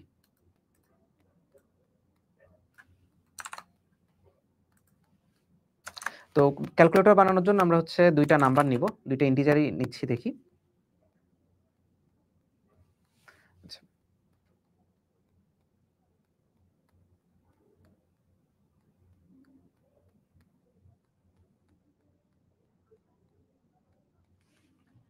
ওকে, আমরা দুইটা নাম্বার নিচ্ছি A আর B। তো ধরেন আমি হচ্ছে আমার ক্যালকুলেটরে 4টা অপারেশন রাখতে চাই। একটা হচ্ছে যোগ, বিয়োগ আর গুণ, ভাগ। ওকে, তো আমি কি করব, এই প্রথমেই নাম্বার দুইটা ইনপুট নিব। তো ইনপুট নেওয়ার জন্য আমার কি লাগবে? স্ক্যানার লাগবে। তো আমরা স্ক্যানারটা নিয়ে নিচ্ছি। ওকে,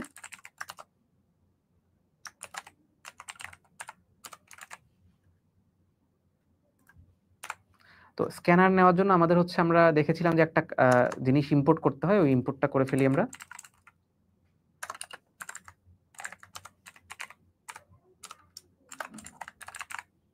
ওকে, আমরা ইম্পোর্টটা করে ফেললাম। এরপর আমরা হচ্ছে এখানে স্ক্যানারটাকে ইউজ করে ইনপুট নিব। কি ইনপুট নিব? আমরা A এর মধ্যে একটা ইনপুট নিব, A এর মধ্যে ইনপুট নিব, এর মধ্যে কি ইনপুট নিব? ধরেন একটা আমরা ইন্টিজার ইনপুট নিব। তো স্ক্যানার ডট হচ্ছে নেক্সট ইন্ট। ওকে, আমরা এর ইনপুটটা নিয়ে নিলাম, এরপর আমরা বি ইনপুট নিব।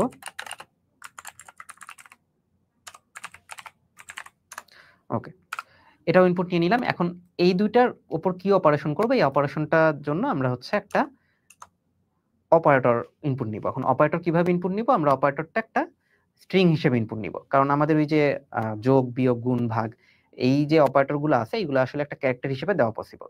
তো ওই স্ট্রিংটা আমরা হচ্ছে একটা স্ট্রিং হিসেবে নিয়ে নিব ওই অপারেটরগুলোকে। তো স্ট্রিং নেওয়ার জন্য আমার হচ্ছে স্ট্রিং একটা ভেরিয়েবল নিতে হবে। আমি নাম রাখলাম হচ্ছে অপারেটর, স্ট্রিং অপারেটর। এটাকে আমি লিখলাম হচ্ছে স্ক্যানার ডট নেক্সট লাইন। ওকে, তো এটা করলে আমরা হচ্ছে ওই অপারেটরটাকে নিয়ে নিতে পারবো। এখন আমি সুইচ কেসের মধ্যে ওই অপারেটরটাকে চেক করব। সুইচের মধ্যে কাকে চেক করব, অপারেটরটাকে চেক করব। অপারেটর চেক করে আমি দেখব যে কেস হচ্ছে কি, আমি চেক করব যে এটা প্লাস কিনা। ওকে, যদি প্লাস হয় তাহলে আমি এস আউট করব। যে এস আউট কি করব, আমি ওই দুটো যোগফল প্রিন্ট করব, তাই না? এই যে এ আর বি যে নাম্বার দুইটা নিচ্ছিলাম এই দুটো যোগফল প্রিন্ট করব। তো যোগফল প্রিন্ট করার জন্য আমরা কি করতে পারি, এই যে এস আউটের মধ্যে আমরা জাস্ট এ প্লাস বি এটা দিয়ে দিতে পারি, তাহলে হচ্ছে আমাদের সে প্রিন্ট করে দিয়ে দিবে। ওকে, এরপর আমরা যেহেতু দেখলাম যে ব্রেক ছাড়া আমাদের কাজ করে না, তাই ব্রেক দিয়ে দিতে হবে। আচ্ছা, এখন যদি প্লাস না হয়ে ইউজার আমাকে মাইনাস দেয় তাহলে কি করতে হবে, আমাকে মাইনাস করতে হবে। তো ওইটার জন্য আমি আরেকটা কেস নিয়ে নিচ্ছি। তো এবার আমি মাইনাস করব, তো মাইনাস ভ্যালুটা প্রিন্ট করে দিলাম, এরপর আবার ব্রেক দিব। ওকে, আচ্ছা, এরপরে হচ্ছে আমরা হচ্ছে গুণ দেখব, যে যদি এটাও না হয় তাহলে হয়তো বা গুণ দিয়েছে আমার ইউজার। তো আমি গুণ চেক করি, তো আমি গুণফলের ভ্যালুটা প্রিন্ট করে দিব।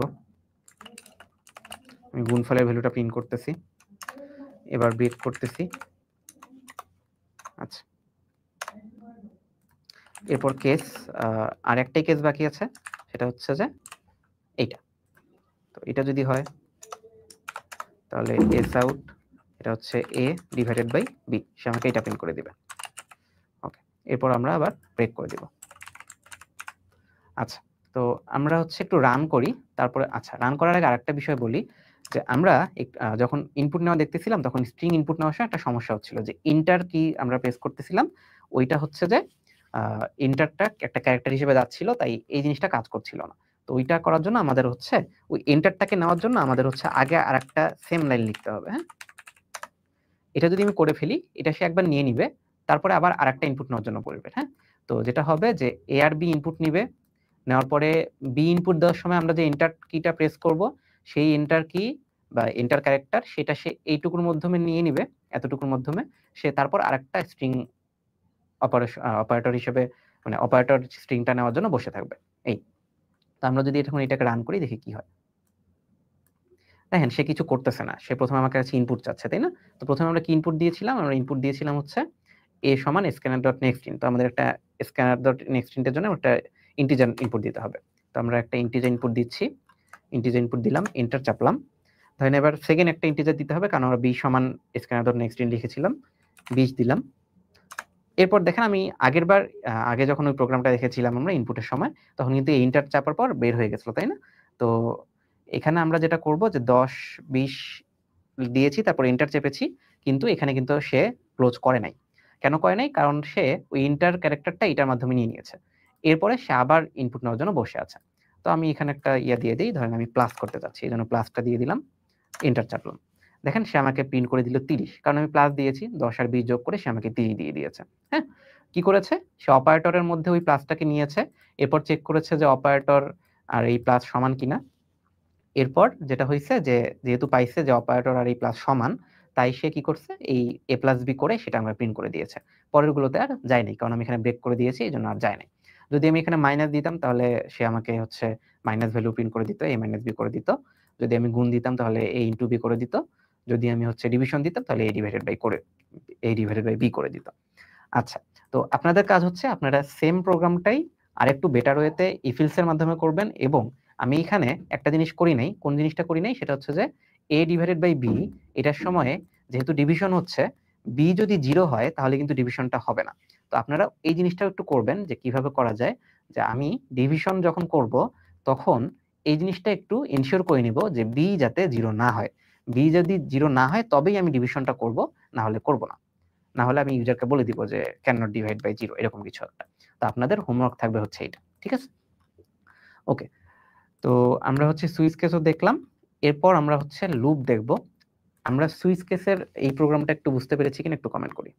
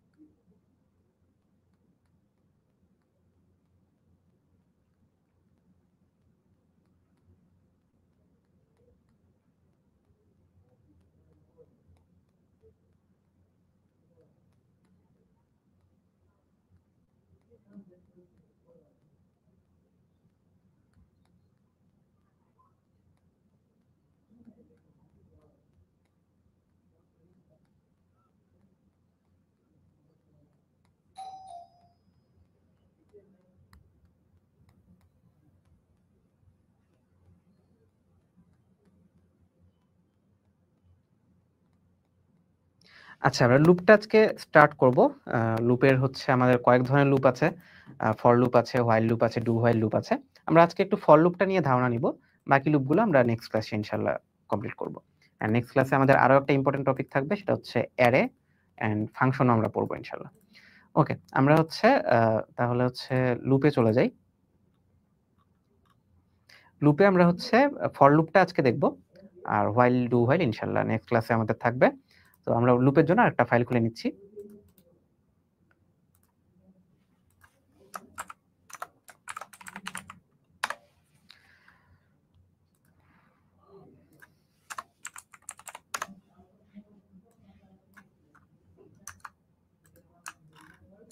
আচ্ছা, তো আমরা খুবই সিম্পল একটা কাজ দেখব। ধরেন আমি হচ্ছে একটা কাজ বারবার করতে চাই, হ্যাঁ?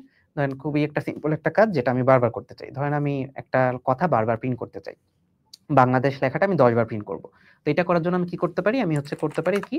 যে আমি বারবার এই বাংলাদেশ প্রিন্ট করার এই কথাটা বাংলাদেশ লেখার প্রিন্ট করার কথাটা এই বারবার লিখতে পারি আমি। এটা আমি বারবার পেস্ট করে দিতে পারি। 10 বার দিতে পারি, তাই না? তো এইভাবে আমি যতবার দিব সে কিন্তু প্রিন্ট করে দিবে। ধরেন আমি 3 বার করেছি, সে কিন্তু আমাকে 3 বার প্রিন্ট করে দিবে। হ্যাঁ? দেখেন ৩ বার আমাকে প্রিন্ট করে দিয়েছে। কিন্তু এটা তো আমি জাস্ট ৩ বারের জন্য করলাম। এখন ধরেন আমার ১০০০ বার একটা কাজ করতে হয়, হ্যাঁ? ১০,০০০ বার একটা কাজ করতে হয়। বা আমি জানি না কতবার করতে হয়, আমাকে করতে হবে। হ্যাঁ? তো ওই জিনিসটা আমরা কি করব? আমরা লুপ দিয়ে করব, হ্যাঁ? যখনই আমাদের একই কাজ বারবার করতে হবে, তখন আমরা লুপ দিয়ে করব। আচ্ছা, তো এই লেখাটাই আমি হচ্ছে লুপ দিয়ে ধরেন ১০ বার প্রিন্ট করতে চাই। ওকে, লুপের বেসিক যে স্ট্রাকচারটা ওইটা আমরা একটু দেখি। যে লুপের মধ্যে আমরা ফর লুপের স্ট্রাকচারটা আজকে দেখব। আমাদের যেটা লিখতে হয়, যেটা আমাদের ফর লিখতে হয়। ফর লেখার পরে আমাদের হচ্ছে একটা ফার্স্ট ব্র্যাকেট দিতে হয়। তো ফার্স্ট ব্র্যাকেটের মধ্যে কি থাকে? আমি প্রথমে কথাই লিখতেছি। প্রথমে থাকে হচ্ছে ইনিশিয়ালাইজেশন। ইনিশিয়ালাইজেশন। এরপরে আমাদের একটা সেমিকোলন থাকে। সেমিকোলনের পর এখানে একটা কন্ডিশন থাকে। কন্ডিশনের পরে এখানে হচ্ছে একটা ইনক্রিমেন্ট বা ডিক্রিমেন্ট যেকোনো একটা থাকে। তো এটাকে আপনি আপডেটও বলতে পারেন। আচ্ছা, এগুলো কি আমরা বুঝাচ্ছি। আর এরপরে আমরা হচ্ছে এখানে একটা সেকেন্ড ব্র্যাকেট দিয়ে ভিতরে হচ্ছে কোড লিখব। তো এই যে ইনিশিয়ালাইজেশন মনে হচ্ছে যে আমরা যে ফর লুপ ইউজ করব, এই লুপের মধ্যে একটা ভেরিয়েবল রাখতে হয়, যেটাকে আমরা বলি লুপ ভেরিয়েবল। ওকে? তো সেই লুপ ভেরিয়েবলটাকে আমরা এখানে ডিক্লেয়ার করে দিতে পারি।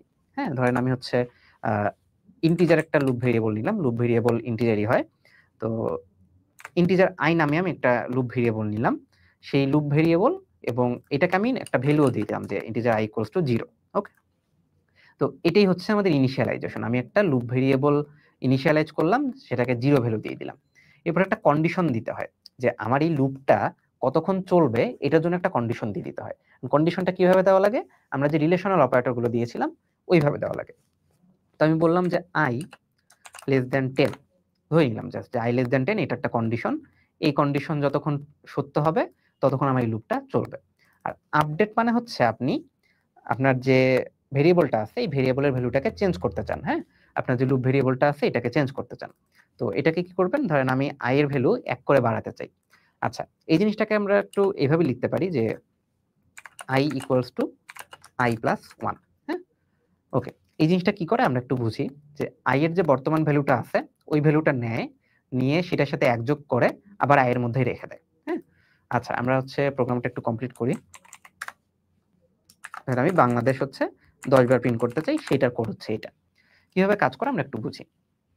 প্রথমে সে হচ্ছে ইন্টিজার i equals to 0 এতটুকুকে রান করে। অর্থাৎ একটা ফর লুপ যখনই আপনি লিখবেন তখনই প্রথমে যেটা হবে এতটুকু রান হবে, এই অংশটা। এই অংশটা রান হওয়ার পরে কি হবে, সে দেখতেছে যে i এর ভ্যালু 0 আছে। এটা রান হওয়ার পরে সেই কন্ডিশনটা চেক করবে যে i এর ভ্যালু কি 10 এর থেকে ছোট কিনা। তো i এর ভ্যালু 0, 0 তো 10 এর থেকে ছোট, তাহলে এটা ট্রু। তো সে যেহেতু ট্রু পাইছে তাই সে ভিতরে চলে আসবে। ওকে, অনেকটা ইফের মতো চিন্তা করেন যে ট্রু পাইলে আমরা ভিতরে চলে আসি, সেরকম। তো ট্রু পাইলে সে ভিতরে চলে আসছে এবং সে একটা লেখা পাইছে যেটা আমাকে প্রিন্ট করতে হবে, সে কিন্তু প্রিন্ট করে দিবে। এটা প্রিন্ট করার পরে তার কাজ হচ্ছে এই আপডেট অংশটাতে যাওয়া। আপডেট অংশে সে কি করতেছে, i এর ভ্যালু নিচ্ছে, i এর ভ্যালু কত 0 আছে, সেটাকে 1 এর সাথে যোগ করতেছে। 0 আর 1 কত হয়, 1 হয়। সেই 1 কে আবার সে i এর মধ্যে রেখে দিচ্ছে। ওকে, তো i এর ভ্যালু এখন কত হইলো, 1 হলো। এখন সে আবার এই কন্ডিশনে চলে যাবে। দেখেন এই যে ইনিশিয়ালাইজেশন যে পার্টটা সেটা কিন্তু সে একবারই করে, বারবার সে করে না। হ্যাঁ, তো এই আপডেটের পর সে সোজা চলে যাবে এই কন্ডিশনে। কন্ডিশনে যেয়ে দেখবে যে i এর বর্তমান ভ্যালু কত, 1। 1 কি লেস দ্যান 10? হ্যাঁ, এটা সত্য। সত্য হলে সে আবার এখানে ঢুকবে, ঢুকে আবার এটা প্রিন্ট করবে। এরপর কি হবে, সে আবার হচ্ছে এই আপডেটে চলে যাবে। আপডেটে চলে যাওয়ার পর কি করবে, আবার i এর ভ্যালু নিবে। i এর ভ্যালু কত আছে, 1 আছে। 1 আর 1 কত, 2। তো 1 আর 1 2, সেজন্য সে 2 রেখে দিবে এখানে i এর মধ্যে। তো i এর মধ্যে 2 রেখে দেওয়ার পর সে আবার কোথায় যাবে, এই কন্ডিশন অংশে যাবে। কন্ডিশন অংশে যাওয়ার পরে সে আবার চেক করতেছে যে i এর ভ্যালু লেস দ্যান 10 কিনা। ওকে, তো লেস দ্যান 10 যেহেতু এটা এখনো সত্য, 2 লেস দ্যান 10, তো এজন্য সে আবার এই ভিতরে ঢুকবে, ভিতরে ঢুকে আবার প্রিন্ট করবে। এরপর সে কি করবে, আবার এই আপডেটে চলে যাবে। আপডেটে যাওয়ার পর 2 থেকে এবার 3 হবে ভ্যালু, সে আবার এখানে 3 চেক করবে। হ্যাঁ, তো এইভাবে চেক করতে করতে একসময় কিন্তু i এর ভ্যালুটা ধরেন 9 হয়ে গেছে। হ্যাঁ, তো i এর ভ্যালু 9 হলে সে যখন i এর ভ্যালু 9 হবে, যখন আপডেট অংশে থাকবে, তো 9 আর 1 কত হবে, 10 হবে না? তো ওই 10 ভ্যালু নিয়ে সে এই কন্ডিশন চেক করতে যখন আসবে, তখন সে দেখবে যে 10 তো 10 এর থেকে ছোট না, ফলস হয়ে গেছে। যখনই এই অংশে ফলস পাবে তখনই সে বের হয়ে আসবে। ওকে, আমরা একটু প্রিন্ট করে দেখি কি হয়। হ্যাঁ, দেখেন সে কিন্তু আমাকে 10 বার প্রিন্ট করে দিয়েছে। আমি একটু ছোট করে দিই, এটা 5 করে দিই। দেখেন সে আমাকে 5 বার প্রিন্ট করে দিয়েছে। কেন 5 বার প্রিন্ট করে দিল? আমরা একটু এটাকে আরো একটু ভালোভাবে বোঝার জন্য এখানে হচ্ছে i এর ভ্যালুটা একটু প্রিন্ট করব। হ্যাঁ, যে আমার প্রত্যেক প্রিন্টের সময় i এর ভ্যালুটা কত আছে। তো এই sout এর মধ্যে এই প্রিন্ট গুলো একসাথে করার জন্য আমরা যেটা করতে পারি, যে এটা একটা স্ট্রিং আছে, এই স্ট্রিং এর পরে আমরা একটা প্লাস চিহ্ন দিতে পারি, দেন ওই i ভেরিয়েবলটাকে লিখতে পারি। তাহলে সে যেটা করবে যে এখানে বাংলাদেশ প্রিন্ট করার পরে সে এই i এর ভ্যালুটাও প্রিন্ট করবে। ওকে, আচ্ছা এবার একটু দেখি কি হয়। দেখেন প্রথমে সে প্রিন্ট করেছে বাংলাদেশ 0, তারপরে প্রিন্ট করেছে বাংলাদেশ 1, তারপরে বাংলাদেশ 2, তারপর বাংলাদেশ 3, তারপর বাংলাদেশ 4। তো আমরা আবার একটু ব্যাখ্যা করি এই অংশটা, যে i এর ভ্যালু প্রথমে সে 0 ধরে নিচ্ছে, কারণ ইনিশিয়ালাইজ আমরা 0 করছি। এরপর সে চেক করবে 0 লেস দ্যান 5 কিনা। 0 লেস দ্যান 5, তাই সে প্রিন্ট করছে। কি প্রিন্ট করছে, বাংলাদেশ, আর তার সাথে কাকে প্রিন্ট করছে, i কে প্রিন্ট করছে। i এর মান কত, 0, এইজন্য 0 প্রিন্ট হইছে। এরপর সে আপডেটে গেছে, আপডেট করে i এর ভ্যালু কত করে ফেলছে, 1 করে ফেলছে। এরপর সে আবার কন্ডিশনে আসছে 1 লেস দ্যান 5, এইজন্য সে আবার ভিতরে ঢুকছে। ভিতরে ঢুকে কত প্রিন্ট করছে, বাংলাদেশ প্রিন্ট করছে এবং i এর ভ্যালুটাও প্রিন্ট করছে। i এর ভ্যালু কত ছিল, 1 ছিল, এইজন্য 1 প্রিন্ট করছে। এরপর i এর ওই ভ্যালু নিয়ে সে আবার এই আপডেট অংশে আসছে। আপডেট অংশে এসে সে কি করছে, i এর ভ্যালুটা আবার 1 বাড়ায় দিছে। তো i এর ভ্যালু আবার 1 বাড়ায় দিয়ে কত পাইলো, 2 পাইলো। সে 2 নিয়ে আবার এই কন্ডিশন চেক করতে আসলো। এসে কি করলো, এটা আবার দেখলো যে এই কন্ডিশন তো এখনো ট্রু আছে, কারণ 2 লেস দ্যান 5। এইজন্য সে আবার এখানে আসলো, এসে বাংলাদেশ প্রিন্ট করলো, আর i এর ভ্যালু কত ছিল, 2, 2ও প্রিন্ট করলো। সেম i এর ভ্যালু নিয়ে সে আবার এই আপডেট অংশে আসবে। আপডেট অংশে এসে সে কি করবে, আপডেট করবে, 2 এর ভ্যালু 3 হয়ে যাবে। 3 দিয়ে আবার চেক করবে, চেক করে দেখবে যে এখনো সত্য আছে, সেখানে চলে আসবে। 3 দিয়ে আবার প্রিন্ট করবে বাংলাদেশ, আর হচ্ছে এখানে 3 প্রিন্ট করছে। সেই 3 নিয়ে আবার এখানে আসছে, 4 হইছে। 4 নিয়ে আবার এখানে আসছে আপডেট কন্ডিশন অংশে। কন্ডিশন অংশে এসে আবার সে প্রিন্ট করছে, কারণ কন্ডিশনটা ট্রু পাইছে, এজন্য সে ভিতরে ঢুকে আবার প্রিন্ট করছে। বাংলাদেশ প্রিন্ট করছে, আর এর ভ্যালু কত, 4 ছিল, এইজন্য সে বাংলাদেশ 4 প্রিন্ট করছে। i এর ভ্যালু কত এখন, 4। সে 4 নিয়ে আবার আপডেট অংশে আসবে, আপডেট অংশে এসে কি করবে 4 আর 1 5 করবে। যেহেতু i সমান 5 সেইটা নিয়ে এখন আবার কন্ডিশন অংশে আসবে। এবার চেক করে দেখতেছে যে এটা তো ফলস, হ্যাঁ? i less than 5, i এর ভ্যালু কত আছে 5 আছে। তো 5 তো 5 এর থেকে ছোট না, তাই না? তো এইজন্য সে কিন্তু এখানে আর আগাতে পারছে না। এটা যখনই ফলস হয়ে যাবে সে আর কিছু করবে না, এই লুপ থেকে বাইরে চলে আসবে। তো এই লুপ থেকে বাইরে আসছে এইজন্য সে আর কিছু করে নাই। তো আমরা এই লুপের এই কোডটা বুঝতে পেরেছি কিনা আমরা একটু কমেন্টে জানাই।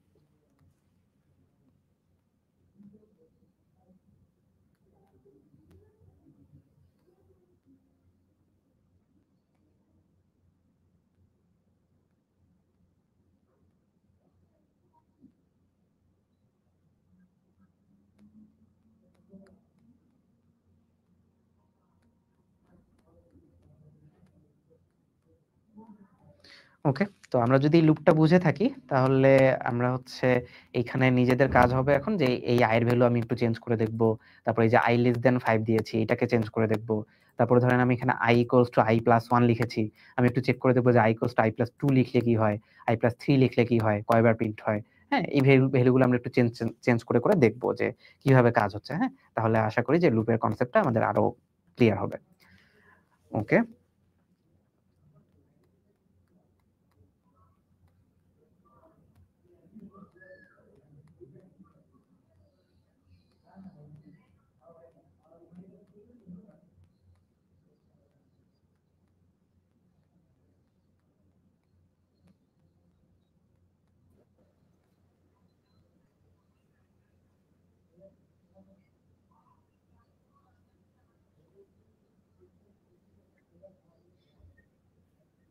হ্যাঁ, আব্দুল্লাহ।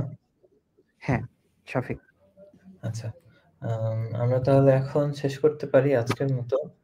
সো আমাদের গত ক্লাসের টপিকগুলো আজকে কন্টিনিউ হইলো। আর হচ্ছে যে আমাদের গত ক্লাসের রেকর্ডিংটা আমাদের পেজে তো আছেই। এটাও আমাদের পেজে থেকে যাবে। সাথে আমাদের ইউটিউবেও এই সেম ক্লাসটা একই সাথে লাইভ হচ্ছে। তো ওখান থেকেও হচ্ছে ভিডিওটা দেখা যাবে যদি পরে কেউ আবার দেখতে চায়। তো সবাইকে অনেক ধন্যবাদ। আমাদের নেক্সট ক্লাস হচ্ছে আগামী, আমি একটু জানাই দিই, আগামী আমাদের নেক্সট ক্লাস আছে হচ্ছে আগামী 4 তারিখে, বুধবারে, কাল দিন পরে। সো আমাদের টাস্ক থাকবে যে আজকে যে ক্যালকুলেটর অ্যাপটা বানানোর কথা বলা হয়েছে, ওটা হচ্ছে সবাই আজকে বানায় ফেলবো ইনশাল্লাহ। আর ওটা বানানোর পরে ওটা কাজ করতেছে কিনা বা ওটা কেমনভাবে করতেছে এটা নিয়ে কোনো স্ক্রিনশট বা ওটা নিয়ে কোনো স্ক্রিন রেকর্ডিং এটা আমাদের কমিউনিটিতে পোস্ট করলে একটা হচ্ছে যে আপনি যেটা করছেন সেটা হচ্ছে সবাইকেই দেখানো হয়ে গেল। আচ্ছা সো সাফি, আমি একটু ইন্টারাপ্ট করি। হ্যাঁ, হ্যাঁ, আমরা হচ্ছে ওই ক্যালকুলেটর যেটা বানানোর কথা বলছি ওইখানে একটা ঝামেলা আছে, একটু আমি ওইটা বুঝাই দিই একটু, হ্যাঁ, তারপরে আমরা শেষ করি। হ্যাঁ, যে আমরা তো সুইচ কেস দিয়ে এই ক্যালকুলেটরটা দেখেছি, আমরা যদি ইফিল দিয়ে ক্যালকুলেটরটা একটু দেখতে চাই তাহলে একটা ঝামেলায় আপনারা পড়বেন। সেই ঝামেলাটা আমি একটু সলভ করে দিচ্ছি। সেই ঝামেলাটা হচ্ছে, দেখেন আমি হচ্ছে অপারেটরটা কি হিসেবে নিছি, একটা স্ট্রিং হিসেবে নিচ্ছি। হ্যাঁ, তো এই স্ট্রিংকে আমি কার সাথে কম্পেয়ার করছি, এই প্লাসের সাথে অথবা মাইনাসের সাথে, গুণের সাথে অথবা ডিভাইডের সাথে। তো এটা আপনারা যখন ইফ ইলস দিয়ে করবেন তখন কি করবেন, তখন হচ্ছে এইভাবে করবেন যে ইফ ধরেন অপারেটর ইকুয়াল ইকুয়াল আপনারা দিবেন হচ্ছে প্লাস। হ্যাঁ, এটা দিবেন, ঠিক আছে? এটা হলে আপনারা কিছু একটা করবেন। তো এই ওয়েটা আসলে ভালো না। হ্যাঁ, এই ওয়েটা দিলে আপনার হচ্ছে এটা রেজাল্ট হবে ঠিক মতো পাবেন না। তো কি করতে হবে, আমরা যখন হচ্ছে স্ট্রিং এর সাথে কম্পেয়ার করি কোনো কিছু, তখন আমাদের যেটা করতে হয় ওই স্ট্রিং এর নামের সাথে একটা ডট দিতে হয়, ডট দিয়ে ইকুয়ালস লিখতে হয়। ইকুয়ালস লিখে তার ভিতরে আমি কার সাথে কম্পেয়ার করতে চাচ্ছি সেটা দিতে হয়, ঠিক আছে? অপারেটর ডট ইকুয়ালস প্লাস, এটা চেক করবে যে অপারেটর আর এই যে এই প্লাসটা সমান কিনা। হ্যাঁ, তাহলে হচ্ছে আপনাদের কোডটা কাজ করবে ঠিক মতো। আর আপনারা যদি ওই ইকুয়াল ইকুয়াল দিয়ে করেন তাহলে ঠিক মতো কাজ করবে না, ঠিক আছে?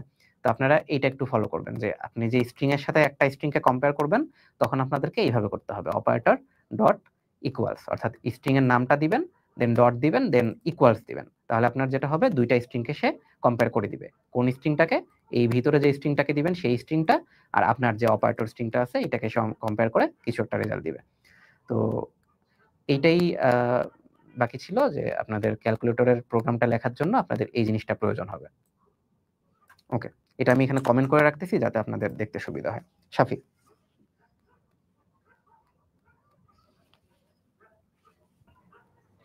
ওকে। সো আমরা হচ্ছে কয়েক জায়গায় একসাথে লাইভে ছিলাম। তো আমাদের পেজ হ্যাঁ। থেকে কিছু মানুষ দেখতেছে, কিছু আবার গ্রুপ থেকে দেখতেছে, কিছু YouTube এ আছে।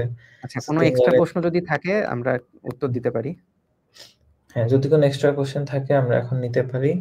আর হচ্ছে আমাদের ফিডব্যাক ফর্ম দেয়া আছে কমেন্টে। হ্যাঁ, আমরা ফিডব্যাক ফর্মটা পূরণ করে দিব। ফিডব্যাক দিয়ে দিলে আমাদের জন্যই ভালো, আপনাদের জন্যও ভালো। আমরা আরো কোয়ালিটি এনশিওর করতে পারবো। সো অবশ্যই। আপনাদের যদি আচ্ছা কোনো প্রশ্ন থাকে অবশ্যই এখানে আমরা কমেন্টে হ্যাঁ, জানাবো ইনশাআল্লাহ। আরেকটা কথা বলি আপনাদের কিন্তু হচ্ছে ওই এই ওয়ার্কশপের মধ্যে যে অ্যাপগুলো বানিয়ে দেখানো হবে, আপাতত আপনারা জাভার বেসিক্স পড়তেছেন। তো অ্যাপগুলো যখন বানিয়ে দেখানো হবে ওখানে কিন্তু একটা ক্যালকুলেটর অ্যাপ বানিয়ে দেখানো হবে আপনাকে। তো আপনি যদি এখন এই ক্যালকুলেটর প্রোগ্রামটা ঠিকভাবে করতে পারেন, তাহলে আপনার জন্য ওইটা হয়তো বুঝতে ইজি হবে।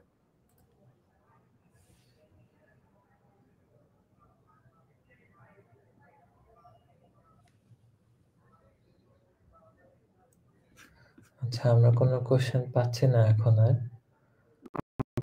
কোয়েশ্চেন যদি না পাই তাহলে আমরা মনে হয় শেষ করে দিতে পারি, তাই না? হ্যাঁ, ঠিক আছে।